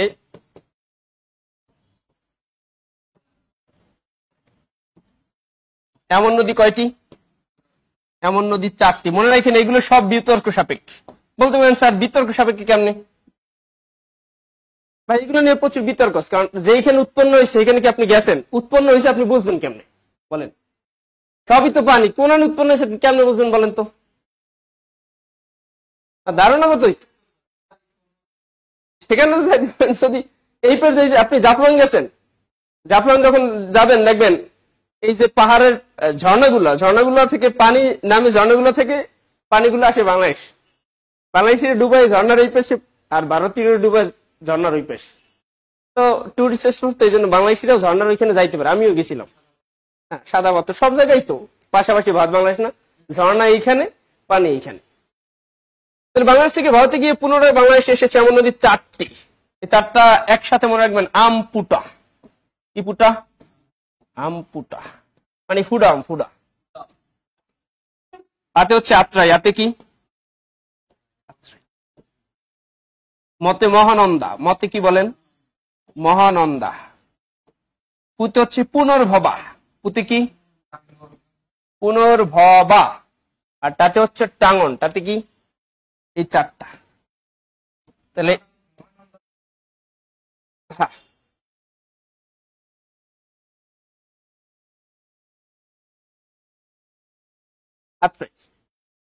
মহানন্দা, পুনর্ভবা, টাঙ্গন। আত্রাই, মহানন্দা, পুনর্ভবা, টাঙ্গন। তাহলে আন্তঃসীমান্ত নদীও পড়লেন। আমরা শেষের দিকে ওই যে বাংলাদেশ ভারত যেই বিতর্ক, আমরা এখনই পড়বো, এখন শেষে না, এখনই পড়বো।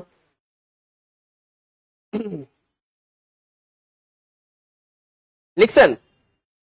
আচ্ছা, এইটুকু যদি লিখেন তাইলে আসেন। এখন মূল ঝামেলা, বাংলাদেশ ভারত শত্রু হওয়ার প্রধান একটা কারণ হয়েছে এই নদী। এই 4টা না, মানে একটা এই আন্তঃসীমান্ত নদী, 54টা নদী নিয়েই, 54টার মধ্যে এই 4টা আমরা একটু দেখলাম। তাহলে এই যে আন্তঃসীমান্ত নদীর, এই ক্ষেত্রে জাতিসংঘের পলিসি মানতে হবে।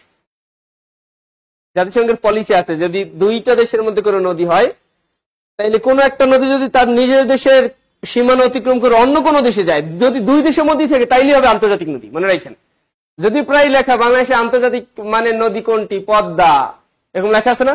মনে রাখেন বাংলাদেশে আন্তর্জাতিক নদী 57টা। কয়টা? যেসব নদী একাধিক দেশের মধ্যে দিয়ে প্রবাহিত সেগুলোই কি আন্তর্জাতিক। তার মানে এই 57টা নদী তো বাংলাদেশ, ভারত অথবা বাংলাদেশ, মিয়ানমার, তাহলে সবগুলো কি বলেন তো? হ্যাঁ, যদি এরকম এখনো যদি এই যুগে এসেও যদি কেউ এরকম কোশ্চেন করে যে বাংলাদেশের আন্তর্জাতিক নদী কোনটি, তাইলে যদি পদ্মা অপশন থাকে তাহলে সবাই আগে পদ্মাটা দিয়েন, কারণ পদ্মা নিয়ে ঝামেলা বেশি। পদ্মাটাই আন্তর্জাতিক মানে নদী হওয়ার সবচেয়ে বেশি দাবি, কিন্তু আন্তর্জাতিক নদী মূলত কয়টা? 57টা। এখন আপনি খেয়াল করেন, দেশ স্বাধীন হওয়ার পরই প্রথম যে চ্যালেঞ্জটা ফেস করা হইলো সেটা হচ্ছে ভারত পানি নিয়ে সিনিমিনি খেলা শুরু করলো। বাংলাদেশ স্বাধীন হওয়ার আগে 1961 সালে আমরা দেখি ভারত তার ফারাক্কা বাঁধ নির্মাণের কাজ শুরু করে দিল 1961 সালে। বাংলাদেশ স্বাধীন হওয়ার আগে, বাংলাদেশে তখন পাকিস্তান, তখনই পূর্ববঙ্গের, অর্থাৎ আমরা তো পূর্ব বাংলা ছিলাম, পূর্ববঙ্গের অবস্থা খুব খারাপ হয়ে যেত, বন্যা হইতো। কারণ ভারতের যখন পানি লাগতো না, যখন বৃষ্টি হইতো প্রচুর, তখন ওরা বাঁধ খুইলা দিত, সব পানি আমাদের দেশে আইতো। ওদেরও বৃষ্টি আমাদেরও বৃষ্টি, আমাদের এমনি বন্যা, এর মধ্যে আরো পানি আসতেছে, কারণ প্রচুর বন্যা হইতো উত্তর অঞ্চলে। আর শীতকালে যখন আমাদের পানি দরকার হইতো তখন ওরা কি করতো? বাঁধ আটকে রাখতো। বোঝেন সিস্টেমটা? বাঁধ তো ওদের কাছে, তাহলে বাঁধ আটকে রাখতো কখন? শীতকালে যখন কোথাও বৃষ্টিপাত হয় না, যখন আমাদের পানি লাগে শেষ কাজে, তখন বাঁধ আটকে রাখতো। যখন বর্ষাকাল হইতো, ওদের ওখানেও বর্ষা, আমাদের এখানেও বর্ষা। পশ্চিমবঙ্গ এই পূর্ববঙ্গ তো একই আবহাওয়া, এক না? ওদের ওখানেও বর্ষা, আমাদের এখানেও বর্ষা। ওরা যখন পানিতে হাবুডুবু খায়, আমরাও তো পানিতে হাবুডুবু খাই। এর মধ্যে ওরা কি করতো? বাঁধ খুলে দিত, পানি সব আমাদের লাগতো, এসে পড়তো। কারণ আমাদের যখন পানি লাগে না তখন পানি ছাড়ে, আর যখন পানি লাগে তখন কি করে? আটকে রাখে। হ্যাঁ, অবশ্যই। হ্যাঁ, আর উৎপত্তি নদী তো ওইদিকে, নদীর উৎপত্তি ওইখানে না। পানির প্রবাহ কোন দিক থেকে আসে? ওই দিক থেকে আসে, ভারত থেকেই তো প্রবাহটা আসে। যদি এরকম হইতো যে আমাদের দেশে যায়, তাহলে তো আমরা বাঁধ একটা দিয়া এন বই রাখতাম। বুঝতে পারছেন?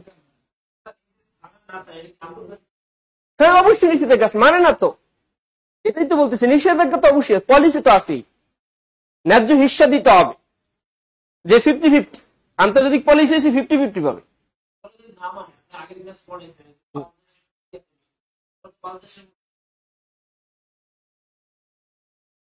এখন তার সাথে তো ভালো সম্পর্ক,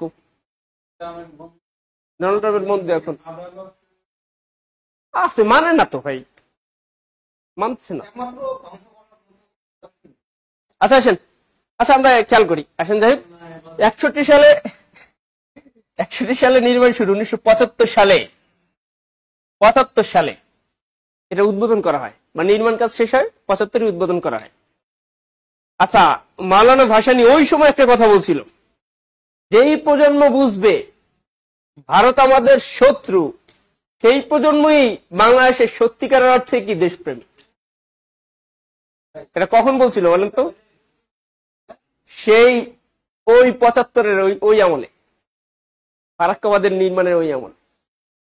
এখন আপনি দেখেন, মাওলানা ভাসানী তো ব্যাপারটা মাইনে নিতে পারে নাই। 16ই মে 1975 সালের 16ই মে সে কি করলো? ফারাক্কার দিকে লং মার্চের ডাক দিল, long March two Farakka. Lakh lakh মানুষ জমায়েত হইল। মাওলানা ভাসানী সেই চাপাই সীমান্ত থেকে ফারাক্কার দিকে, অর্থাৎ পশ্চিমবঙ্গের দিকে রওনা, লক্ষ লক্ষ জনতা তার সাথে হাঁটতেছে। চাপাই সীমান্ত থেকে মাত্র 17 কিলোমিটার, কেউ বলে 2.5 কিলোমিটার, বিতর্ক সাপেক্ষে মোস্ট অথেন্টিক যেটা সেটা হচ্ছে 16.5 কিলোমিটার দূরে, 16.5 কিলোমিটার। হাঁটা শুরু করছে লক্ষ লক্ষ জনতা নিয়ে, একদম পশ্চিমবঙ্গের কাছাকাছি, ফারাক্কাবাদের কাছাকাছি গিয়ে পৌঁছিস, অর্থাৎ পশ্চিমবঙ্গের কাছাকাছি গিয়ে পৌঁছিস, একদম অন দা ওয়ে। তাহলে যেমন Maulana Bhashani on the way, 16ই মে বঙ্গবন্ধুর হত্যাকাণ্ড হয়েছে কবে? 15ই August. May, June, July, August. 16ই মে বঙ্গবন্ধু মাওলানা ভাসানীর অনুরোধ করছে যে একটা ক্লাশ লাগিয়ে যাইতে পারে, ভারতের সাথে কি লাগিয়ে যাইতে পারে? সংঘর্ষ যাইতে পারে, আপনি চলে আসেন। বঙ্গবন্ধুর অনুরোধে এবং একটা আশ্বাস পাইয়ে যে হ্যাঁ ভারত হয়তো এটার কোনো সমাধান করবে, আমরা চুক্তি করতেছি, এই আশ্বাস পাইয়ে আমরা দেখলাম ভাসানী চলে আসলো। বুঝছেন? তাহলে মাত্র এই যে এটা চালুর কয়েকদিন পরেই এখন আপনি বলতে পারেন এই দিবসটা বলা হয় ফারাক্কা লং মার্চ দিবস 16ই মে। এই দিবসটা কেন বেশি ইম্পর্টেন্ট জানেন? মাওলানা ভাসানীকে আরো বেশি ব্রড করার জন্য, মাওলানা ভাসানীর সম্মানের জন্য এই দিবসটা পরীক্ষা যে কোনো সময় চলে আসবে, মনে রাখি। তাহলে আমরা এটাই লিখবো, দাঁড়ান আমরা এটাই লিখবো মূল ইনফরমেশনটা একটু লেখার আগে।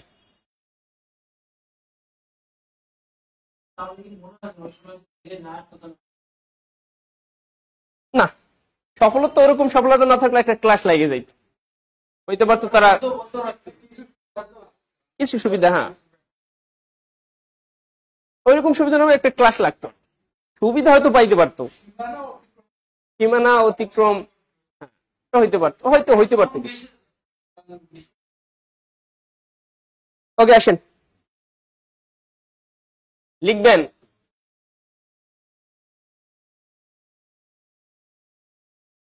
বিতর্কিত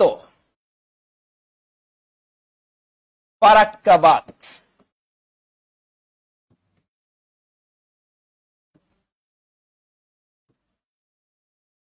ভারত নির্মাণ শুরু করে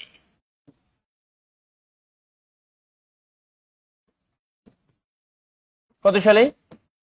1961। দেখেন এই কোশ্চেন গুলো খুব বেশি রিলেভেন্ট, এখন খুব বেশি প্রাসঙ্গিক। 61 সালে এটি চালু হয়, কোনটি বলেন? এটি চালু হয় 1900। ফারাক্কার লোকেশন কোথায়? এটির অবস্থান, এটির অবস্থান বাংলাদেশের বলা হয় এক্স্যাক্টলি যদি বলা হয় চাপাই সীমান্ত থেকে, চাপাই নবাবগঞ্জ, তাই না? এর অবস্থান বাংলাদেশের চাপাই সীমান্ত থেকে কোন দিকে বলেন তো? ভাই পশ্চিমবঙ্গ বাংলাদেশের কোন দিকে? পশ্চিমে, ঠিক আছে না? এটির অবস্থান বাংলাদেশের চাপাই সীমান্ত থেকে 16.5 কিলোমিটার পশ্চিমে ভারতের পশ্চিমবঙ্গ রাজ্যে। ভারতের কোন রাজ্যে? ভারতের পশ্চিমবঙ্গ রাজ্যে। কোন নদীর, কোন নদীতে? গঙ্গা নদীর, ওদের তো গঙ্গা, তাই না? গঙ্গা নদীতে। তাহলে এটার অবস্থান গঙ্গা নদীতে, ভারতের পশ্চিমবঙ্গ রাজ্যে, বাংলাদেশ থেকে 16.5 কিলোমিটার পশ্চিমে, ঠিক আছে? মাওলানা ভাসানীর নেতৃত্বে। এই ইনফরমেশন সবচেয়ে ভালোভাবে লিখবেন, মাওলানা ভাসানীর নেতৃত্বে, বাংলা ভাসানীর নেতৃত্বে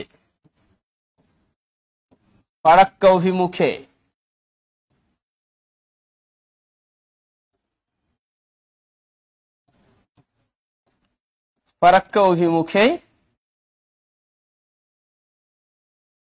লং মার্চ হয়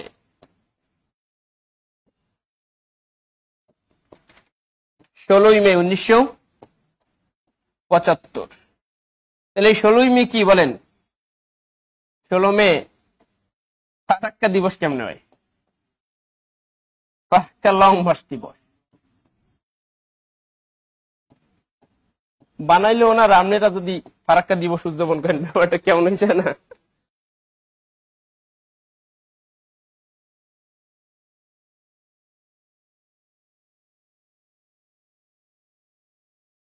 সুজন কুমার লিখছেন আমার বাড়ি চাপাই নবাবগঞ্জ, আম নিয়ে এসেন ভাই, আম পাঠাই দিয়েন।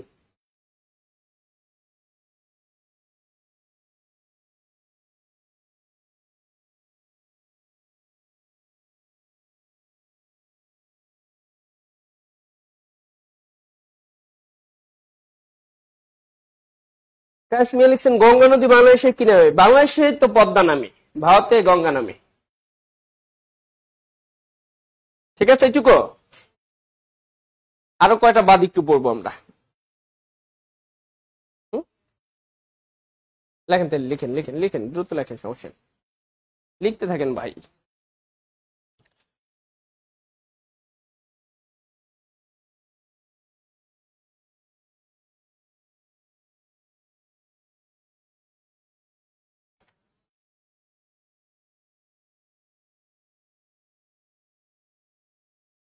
লিখছেন এটুকু?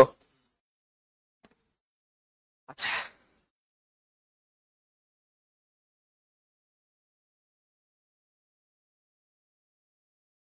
লেখেন টিপাই মুখ বাঁধ। কি বাঁধ? টিপাই মুখ বাঁধ। শুধুমাত্র কোন নদীতে এটা লিখবেন?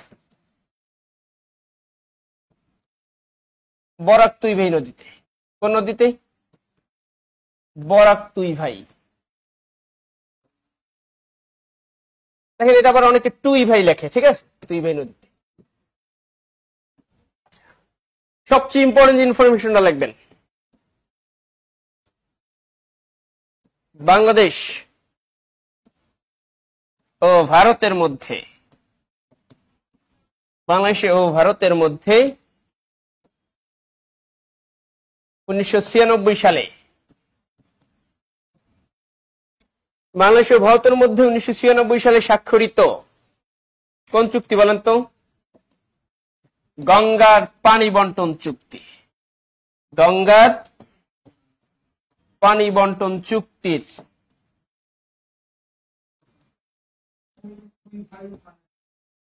এই দুই নদীর মোহনায় আর কি মাঝামাঝি অবস্থা। তাহলে বাংলাদেশ ও ভারতের মধ্যে 1996 সালে স্বাক্ষরিত গঙ্গা পানি বন্টন চুক্তির মেয়াদ কয় বছর বলেন তো? চুক্তির মেয়াদ 30 বছর। এখন যদি বলেন 96-তে স্বাক্ষরিত 30 বছর কবে শেষ হবে? বরাক তুই ভাই কি নদী নাকি নদ? দেখেন নদী, সবই এখন নদী। আমরা ওই শুধু একটু পার্থক্যটা দেখাইলাম ইসের ক্ষেত্রে। তাহলে 30 বছর যদি মেয়াদ হয়, 96 থেকে 30 বছর, তার মানে 2026 সালে আগামী বছর শেষ হবে। এরপর ইনশাল্লাহ খেলা হবে।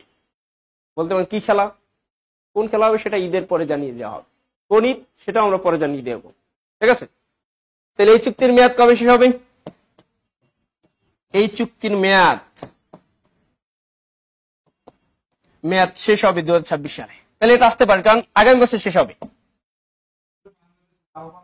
কোনো লাভবান হয় নাই, ক্ষতি তো হয়। কোন চুক্তি যদি মানতো তাহলে লাভবান হইতো। বাংলাদেশ তো, ভারত তো মানে নাই।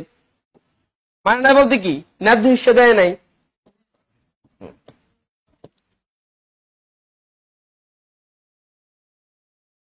নাজনীন মল্লিক লিখছেন, স্যার আপনি ক্লাসে যা পড়ান শুধু এগুলো পড়লেই হবে? এগুলো পড়লে ম্যাক্সিমাম হবে, আপনাকে আরো বেশি পড়তে হবে।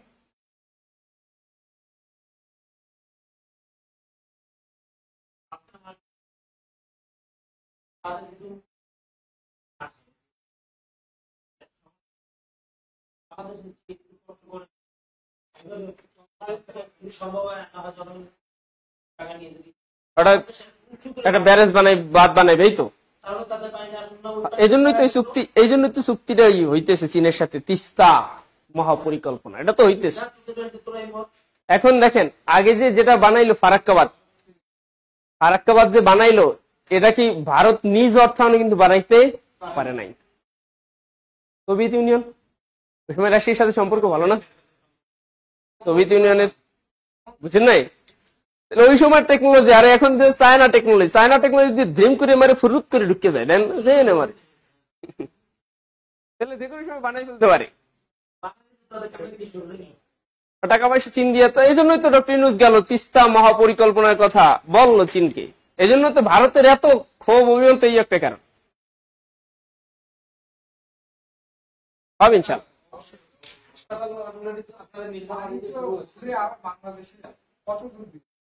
না এখন শোনেন, এখন হয়েছে এরকম, ওদের থেকে বড় বাঁধ বানাইতে হবে।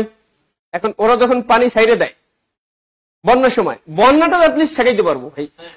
বন্যা তো ঠেকাচ্ছে, বন্যার কারণে কি পরিমাণ ক্ষতি আপনি চিন্তা করেন।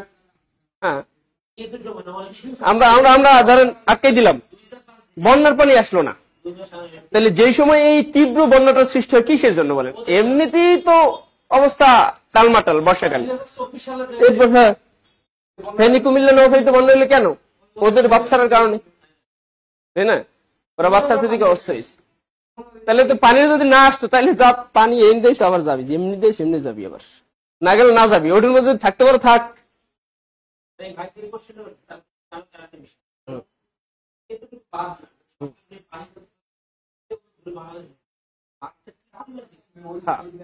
এইটাই তো ব্যাপার আছে, ওইভাবেই তো করতে হবে। হ্যাঁ, করতে হবে। এই জন্য কেন করতে পারতেছে না বলেন? যদি এভাবেই সক্ষমতা থাকতো যে একটা বাঁধ বানাই দিলাম হয়ে গেল, সেরকম তো না ব্যাপারটা। এই জন্যই তো হইতেছে না।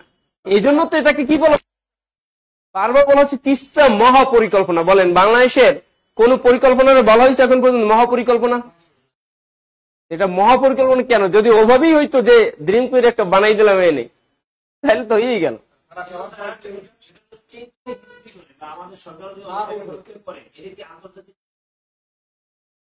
যদি ওরা যদি না মানে তাইলে আমাদেরটা মানতে সমস্যা কি? ওরা তো ন্যায্য হিসেবে দিতেছে না, ওরাই তো পলিসি মানতেছে না। আমাদের এখানে যদি আন্তর্জাতিক আদালত পলিসি দেখাইতে যায় তাইলে তো হবে না, তাইলে তো আমরা বলবো ঠিক আছে তাইলে আমাদের ন্যায্য হিসেবে দেন, আমরা এটা বানাবো না। ঠিক আছে না? আসেন, ওই যে লাগছে তখনকার সরকার ছিল ভারতের দেব বড়ুয়া আর বাংলাদেশের শেখ হাসিনা। আচ্ছা আমরা ক্লাস শেষ করবো, সমস্যা না। আসেন আর একটু 2026 সালে লিখছেন এইটুকু?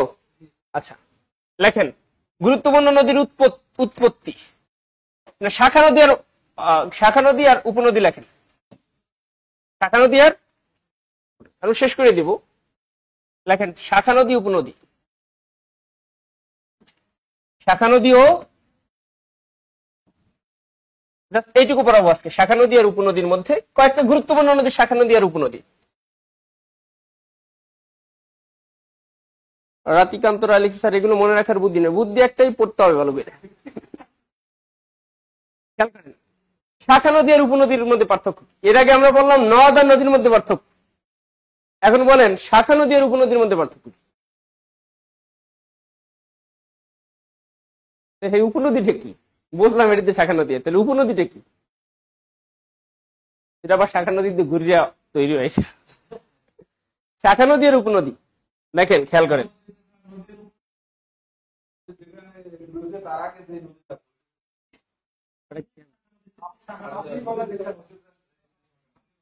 আচ্ছা খেয়াল করেন, ধরেন হিমালয়ের গঙ্গোত্রী হিমবাহ থেকে কি সৃষ্টি হইল? গঙ্গা সৃষ্টি হইলে, গঙ্গা সৃষ্টি হয়ে যাইতেছে গঙ্গা কি যাইতেছে, গঙ্গা থেকে ছোট একটা নদী এদিকে বের হয়ে গেল, তাহলে মূল নদীটা কি যাইতেছে না? বলেন মূল নদীটা যাচ্ছে। তাহলে এই যে মূল নদী, বড় নদী, এই মূল নদী থেকে আমরা দেখি এই একটা শাখা বের হয়ে গেল, ধরেন এটা কপোতাক্ষ, এটা কি কপোতাক্ষ, এটা হচ্ছে কপোতাক্ষ, তাহলে এটা হচ্ছে শাখা নদী। মূল নদী থেকে যখন কোনো ছোট নদী বের হয় সেটাকে বলা হয় শাখা নদী।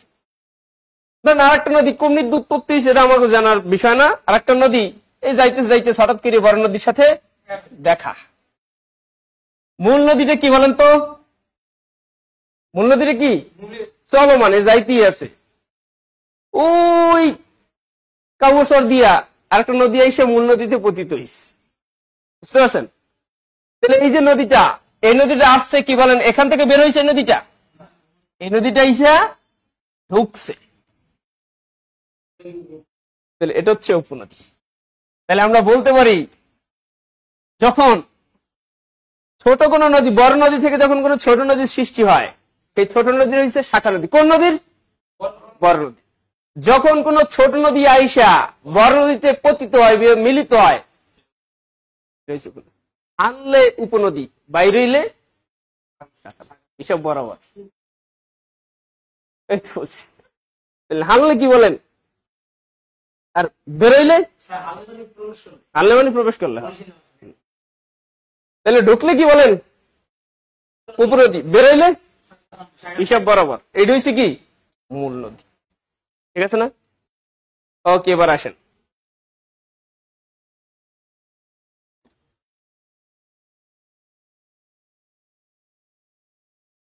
পদ্মার, প্রথমে হেডিং করেন পদ্মা। আমরা পদ্মা মেঘনা কয়েকটা নদী পড়বো শুধু। পদ্মা প্রথমে কি পড়বো? শাখা নদীগুলো লেখেন, শাখা নদী।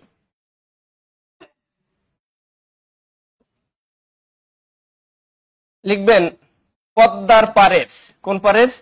এটা মুখস্থ করে ফেলবেন, কারণ পদ্মা থেকে সবচেয়ে বেশি কোশ্চেন আসছে। পদ্মা শাখা নদী নিয়ে সবচেয়ে বেশি কোশ্চেন, তার মানে এইটা পড়বেন, পদ্মার পারের। কোন পারের? পদ্মার পারের। ভাই দেখবেন মাঝে মাঝে এই যে একজনে বলছে যে ওই মোটা কি যেন মনে রাখার টেকনিক দেন, টেকনিক হচ্ছে দেখবেন মাঝে মাঝে মাথায় কাজ করে না, তখন কি করবেন? তখন হচ্ছে মাথায় মধু মাখবেন, মাথায় মধু মাখা আশেপাশে কোনো নদী থাকলে এই নদীতে কি করবেন জানেন? ডুবাইবেন, দেখবেন যে মাথা ক্লিয়ার হয়ে গেছে। তাহলে পদ্মার পরের বড়াল কুমার, পদ্মার পাড়ের বড়াল কুমার মাথায় মধু মেখে, মাথায় কি বলেন তো, মাথায় মধু মেখে ইচ্ছে মতো, এই ছন্দটা মনেই রাখতে হবে আপনাকে, কারণ পদ্মা সবচেয়ে বেশি শাখা নদী আছে এবং এইটা সবচেয়ে বেশি ইম্পর্টেন্ট, এখান থেকে সবচেয়ে বেশি আসছে। পদ্মার পাড়ের বড়াল কুমার মাথায় মধু মেখে ইচ্ছে মতো গড়াগড়ি খেয়ে, ইচ্ছে মতো কি খেয়ে বলেন, ইচ্ছে মতো গড়াগড়ি খেয়ে, একটু বড় ছন্দ, বাট এখানে অনেকগুলো নদী পাবেন। কপোতাক্ষ ও আরিয়াল খা, আরিয়াল খাতে, একটু কষ্ট করে মনে রাখতে হবে ভাই, কারণ এটা অনেক অনেক বেশি শাখা নদী আছে। আরিয়াল খাতে গোসল করতে যায়, কে যায় বলেন, আপনারা যদি কোশ্চেন করি কে যায়, বড়াল কুমার, ছেলের নাম কি, বড়াল কুমারের বাড়ি কই আসলে, পদ্মার পাড়ের, বড়াল কুমারের বাড়ি কই, পদ্মার পাড়ে। মধু মেখে, কি মেখে, কোথায়, ইচ্ছে মতো গড়াগড়ি খেয়ে, ইচ্ছে মতো কি গড়াগড়ি খেয়ে, ঠিক আছে।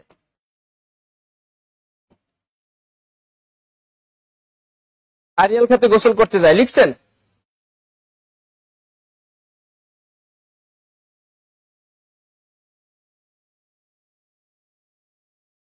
সাজিল স্যার আমি কাগজ চর্চা লিখছেন বিএম কলেজে এরিয়াতে আইসেন। আচ্ছা দেখেন, তাহলে শাখা নদী হচ্ছে পদ্মার পাড়ের বড়াল কুমার। তাহলে আমাদের মূলত কার শাখা নদী, তাহলে বলেন পদ্মা থেকে বের হইছে নাকি পদ্মা থেকে ঢুকছে, পদ্মায় ঢুকছে নাকি বের হইছে, বের হইছে। তাহলে পদ্মার পাড়ের বড়াল কুমার, তাহলে কে কে, বড়াল, কে বলেন, পদ্মার শাখা নদী বড়াল, পদ্মার শাখা নদী কুমার, পদ্মার শাখা নদী কে বলেন, কুমার। কার শাখা নদী ভাইয়া, মাথায় মানি মাথা ভাঙ্গা, মাথায় মানি কি বলেন, মাথায় মানি হচ্ছে মাথা ভাঙ্গা, লিখলে বুঝবেন। মাথায় মানে কি, মাথা ভাঙ্গা একটা নদী, কার নদী, পদ্মার শাখা নদী। মধু মানে মধুমতি, মধু মানে কি বলেন, মধুমতি নাকি মধুমিতা, ওই যে বাড়ির পাশে মধুমতি, পুবল হাওয়া,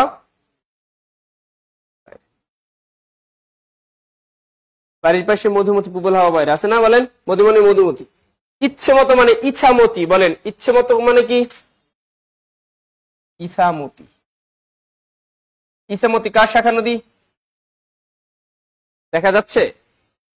আচ্ছা, গড়াগড়ি মানে গড়াই, গড়াগড়ি মানে কি, গড়াই, কুষ্টিয়ার সেই গড়াই, গড়াই কার শাখা নদী,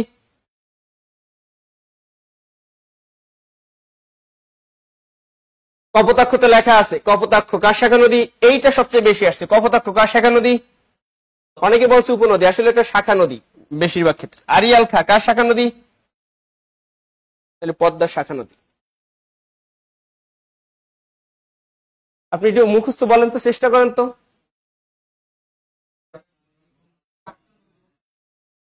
আরো আছে, আমরা গুরুত্বপূর্ণ গুলো দিলাম। তাহলে পদ্মার পাড়ের বড়াল কুমার মাথায় মধু মেখে ইচ্ছে মতো গড়াগড়ি খেয়ে কোথায় যায়, কপোতাক্ষ আরিয়াল খাতে গোসল করতে যায়। তাহলে পদ্মার পাড়, বড়াল মানে বড়াল নদ, কুমার মানে কুমার নদ, কার শাখা নদী, মাথা মানি মাথা ভাঙ, মধু মানে ইচ্ছে মতো মানে ইচ্ছা মতো, গড়াগড়ি মানে, কপোতাক্ষ মানে, আরিয়াল খা মানে কার শাখা নদী, সবগুলো পদ্মা থেকে বের হইছে। পদ্মার উপনদী লেখেন,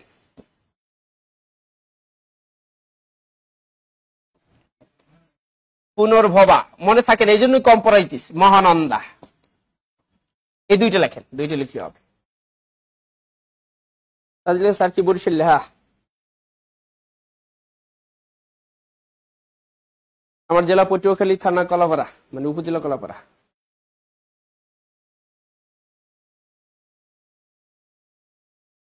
উপনদী হচ্ছে পুনর্ভব মহানন্দা, এটা স্ক্রিনশট নিয়ে নিতে পারেন। আচ্ছা আসেন, এটা হইছে যমুনা,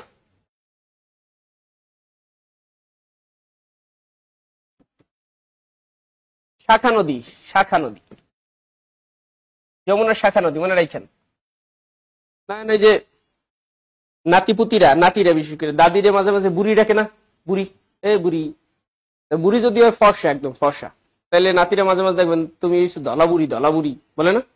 যমুনার শাখা নদী হচ্ছে ধলাবুড়ি। যমুনার শাখা নদীকে ধলেশ্বরী আর বুড়ি গঙ্গা। ধলেশ্বরী আর কি বলেন তো? বুড়ি গঙ্গা। মূলত এই বুড়ি গঙ্গাটা আবার ধলেশ্বরীর শাখা। ধলেশ্বরী শাখা কে বলেন?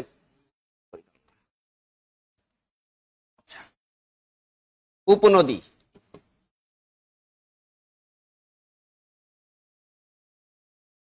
আত্রাই,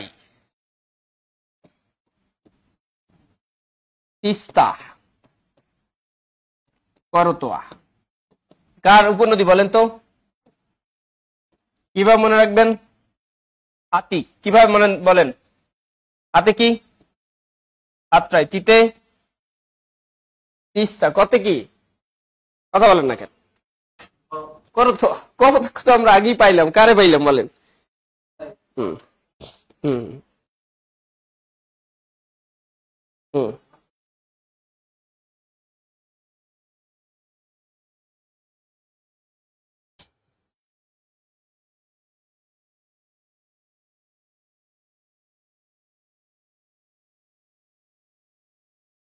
লিখছেন কয়টা হইলো বলেন? দেখলেন 4টা পর্ব, মানে 2টা নদী শেষ হয়ে গেল, যমুনা। আর প্রথমে কি লিখলাম? কামরুল ইসলাম লিখছেন স্যার সিলেটে জব মেডিসিন একটা শাখা চাই, হবিগঞ্জে আছে, তবে সিলেটে এখনো নাই। তাহলে হাতে কি? আত্রাই, তিতে, তিস্তা, কতে? যমুনা গেল। ব্রহ্মপুত্র লিখবেন। ব্রহ্মপুত্র শুধু শাখা নদী লিখবেন, ব্রহ্মপুত্র শুধু শাখা নদী। ব্রহ্মপুত্র শাখা নদী। আমরা জানি ব্রহ্মপুত্র নদের দিক পরিবর্তন হয়েছে 1727 সালে ভূমিকম্পের মাধ্যমে, তাই না? সেই দিক পরিবর্তন হয়ে কোন নদীর সৃষ্টি হয়েছে? যমুনা। তাহলে ব্রহ্মপুত্র থেকে যমুনা, তার মানে অবশ্যই যমুনা কার শাখা নদী? যমুনা। শীতলক্ষা কার শাখা নদী বলেন? যোশী বলেন। যাতে কি?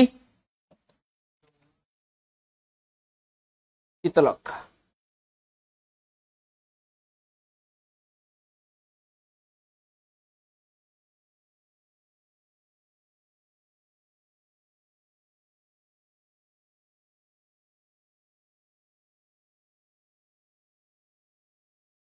তাহলে ব্রহ্মপুত্র শাখা নদী। একটু নোট লেখেন, নোট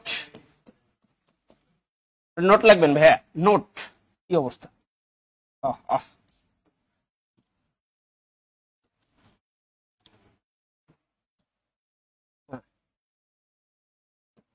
নোট লিখবেন। 1787 সালে ব্রহ্মপুত্র নদের, ব্রহ্মপুত্র নদ, তাই না?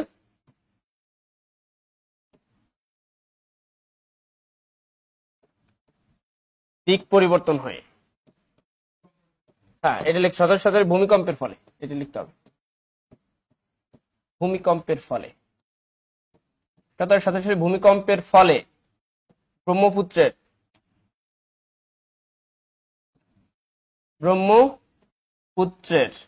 পুত্রদের কি হয়ে গেছে? ব্রহ্মপুত্রের দিক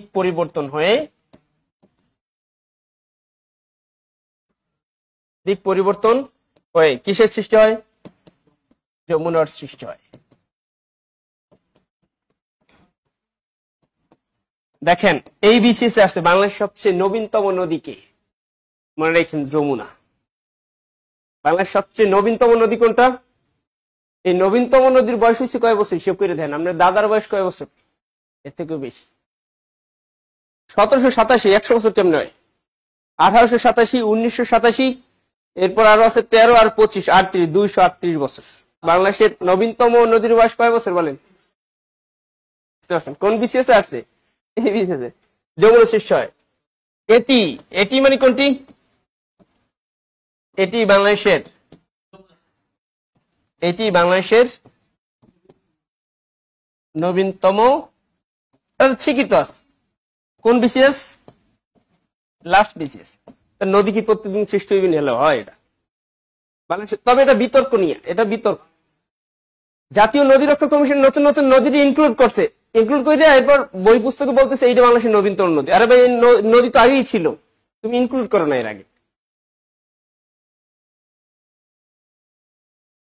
তাহলে বাংলাদেশের নবীনতম নদী কোনটা? কাশ্মীর স্যার আজকের মতো শেষ করে দেন প্লিজ স্যার, আর দিতেছি খারান। লাস্ট ব্রহ্মপুত্রের পর আমরা লাস্ট লিখবো কি? মেঘনাটা বাকি আছে না? মেঘনার শুধু উপনদী পড়বো, আসেন। এটুকু লিখছেন? আচ্ছা এটুকু লিখছেন, লেখেন লাস্ট ওয়ান, মেঘনার উপনদী শুধু। মেঘনার কি বলেন তো? তাহলে মেঘনা থেকে বের হয়েছে না মেঘনার মধ্যে ঢুকছে? বলেন ঢুকছে, মেঘনার মধ্যে ঢুকছে, ঠিক আছে না? উপনদী লিখবেন ডাকাতিয়া। একটা নদীর নাম কি বলেন? ডাকাতিয়া তিতাস।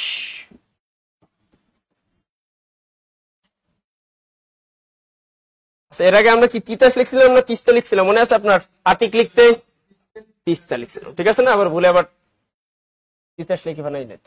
তাহলে ডাকাতিয়া তিতাস গোমতী। আমরা বলতে পারি না ও গো ডাকাতি গো, ডাকাতি গো, কি গো? ডাকাতি। তাহলে ডাকাতি মানে কি? ডাকা মানে ডাকাতি, ডাকা মানে কি বলেন?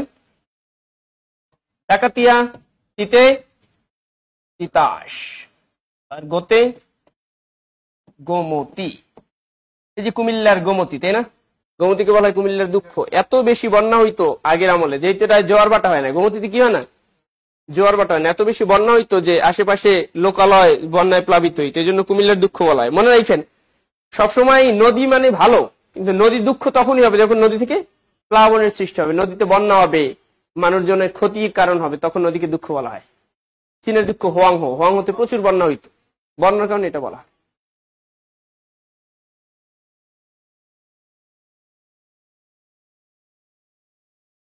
তাইলে মেঘনার উপনদী ডাকাতিয়া তিতাস গোমতী, ডাকাতি গো, কি গো? ডাকা।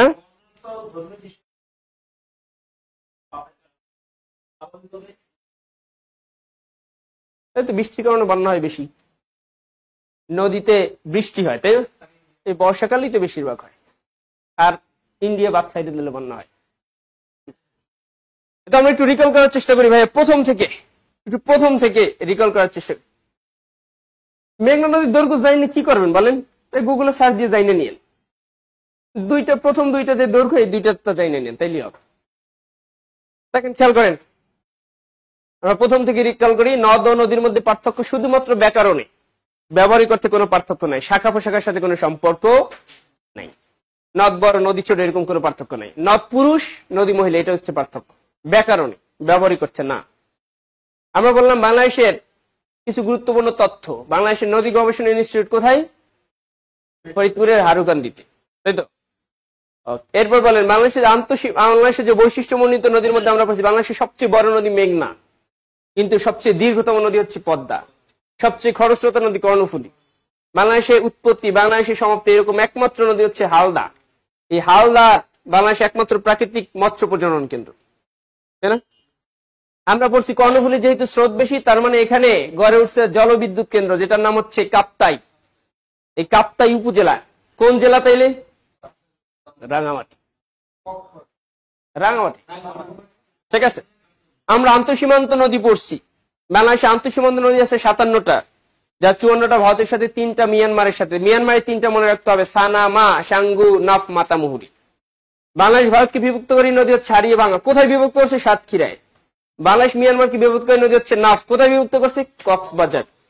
আমরা দেখি বাংলাদেশ আর ভারতের নদীগুলো নিয়ে যাতে ঝামেলা না হয়, এই জন্য একটা সংস্থা আছে JRC, জয়েন্ট রিভার কমিশন বা যৌথ নদী, 1972 সালে প্রতিষ্ঠা হয়।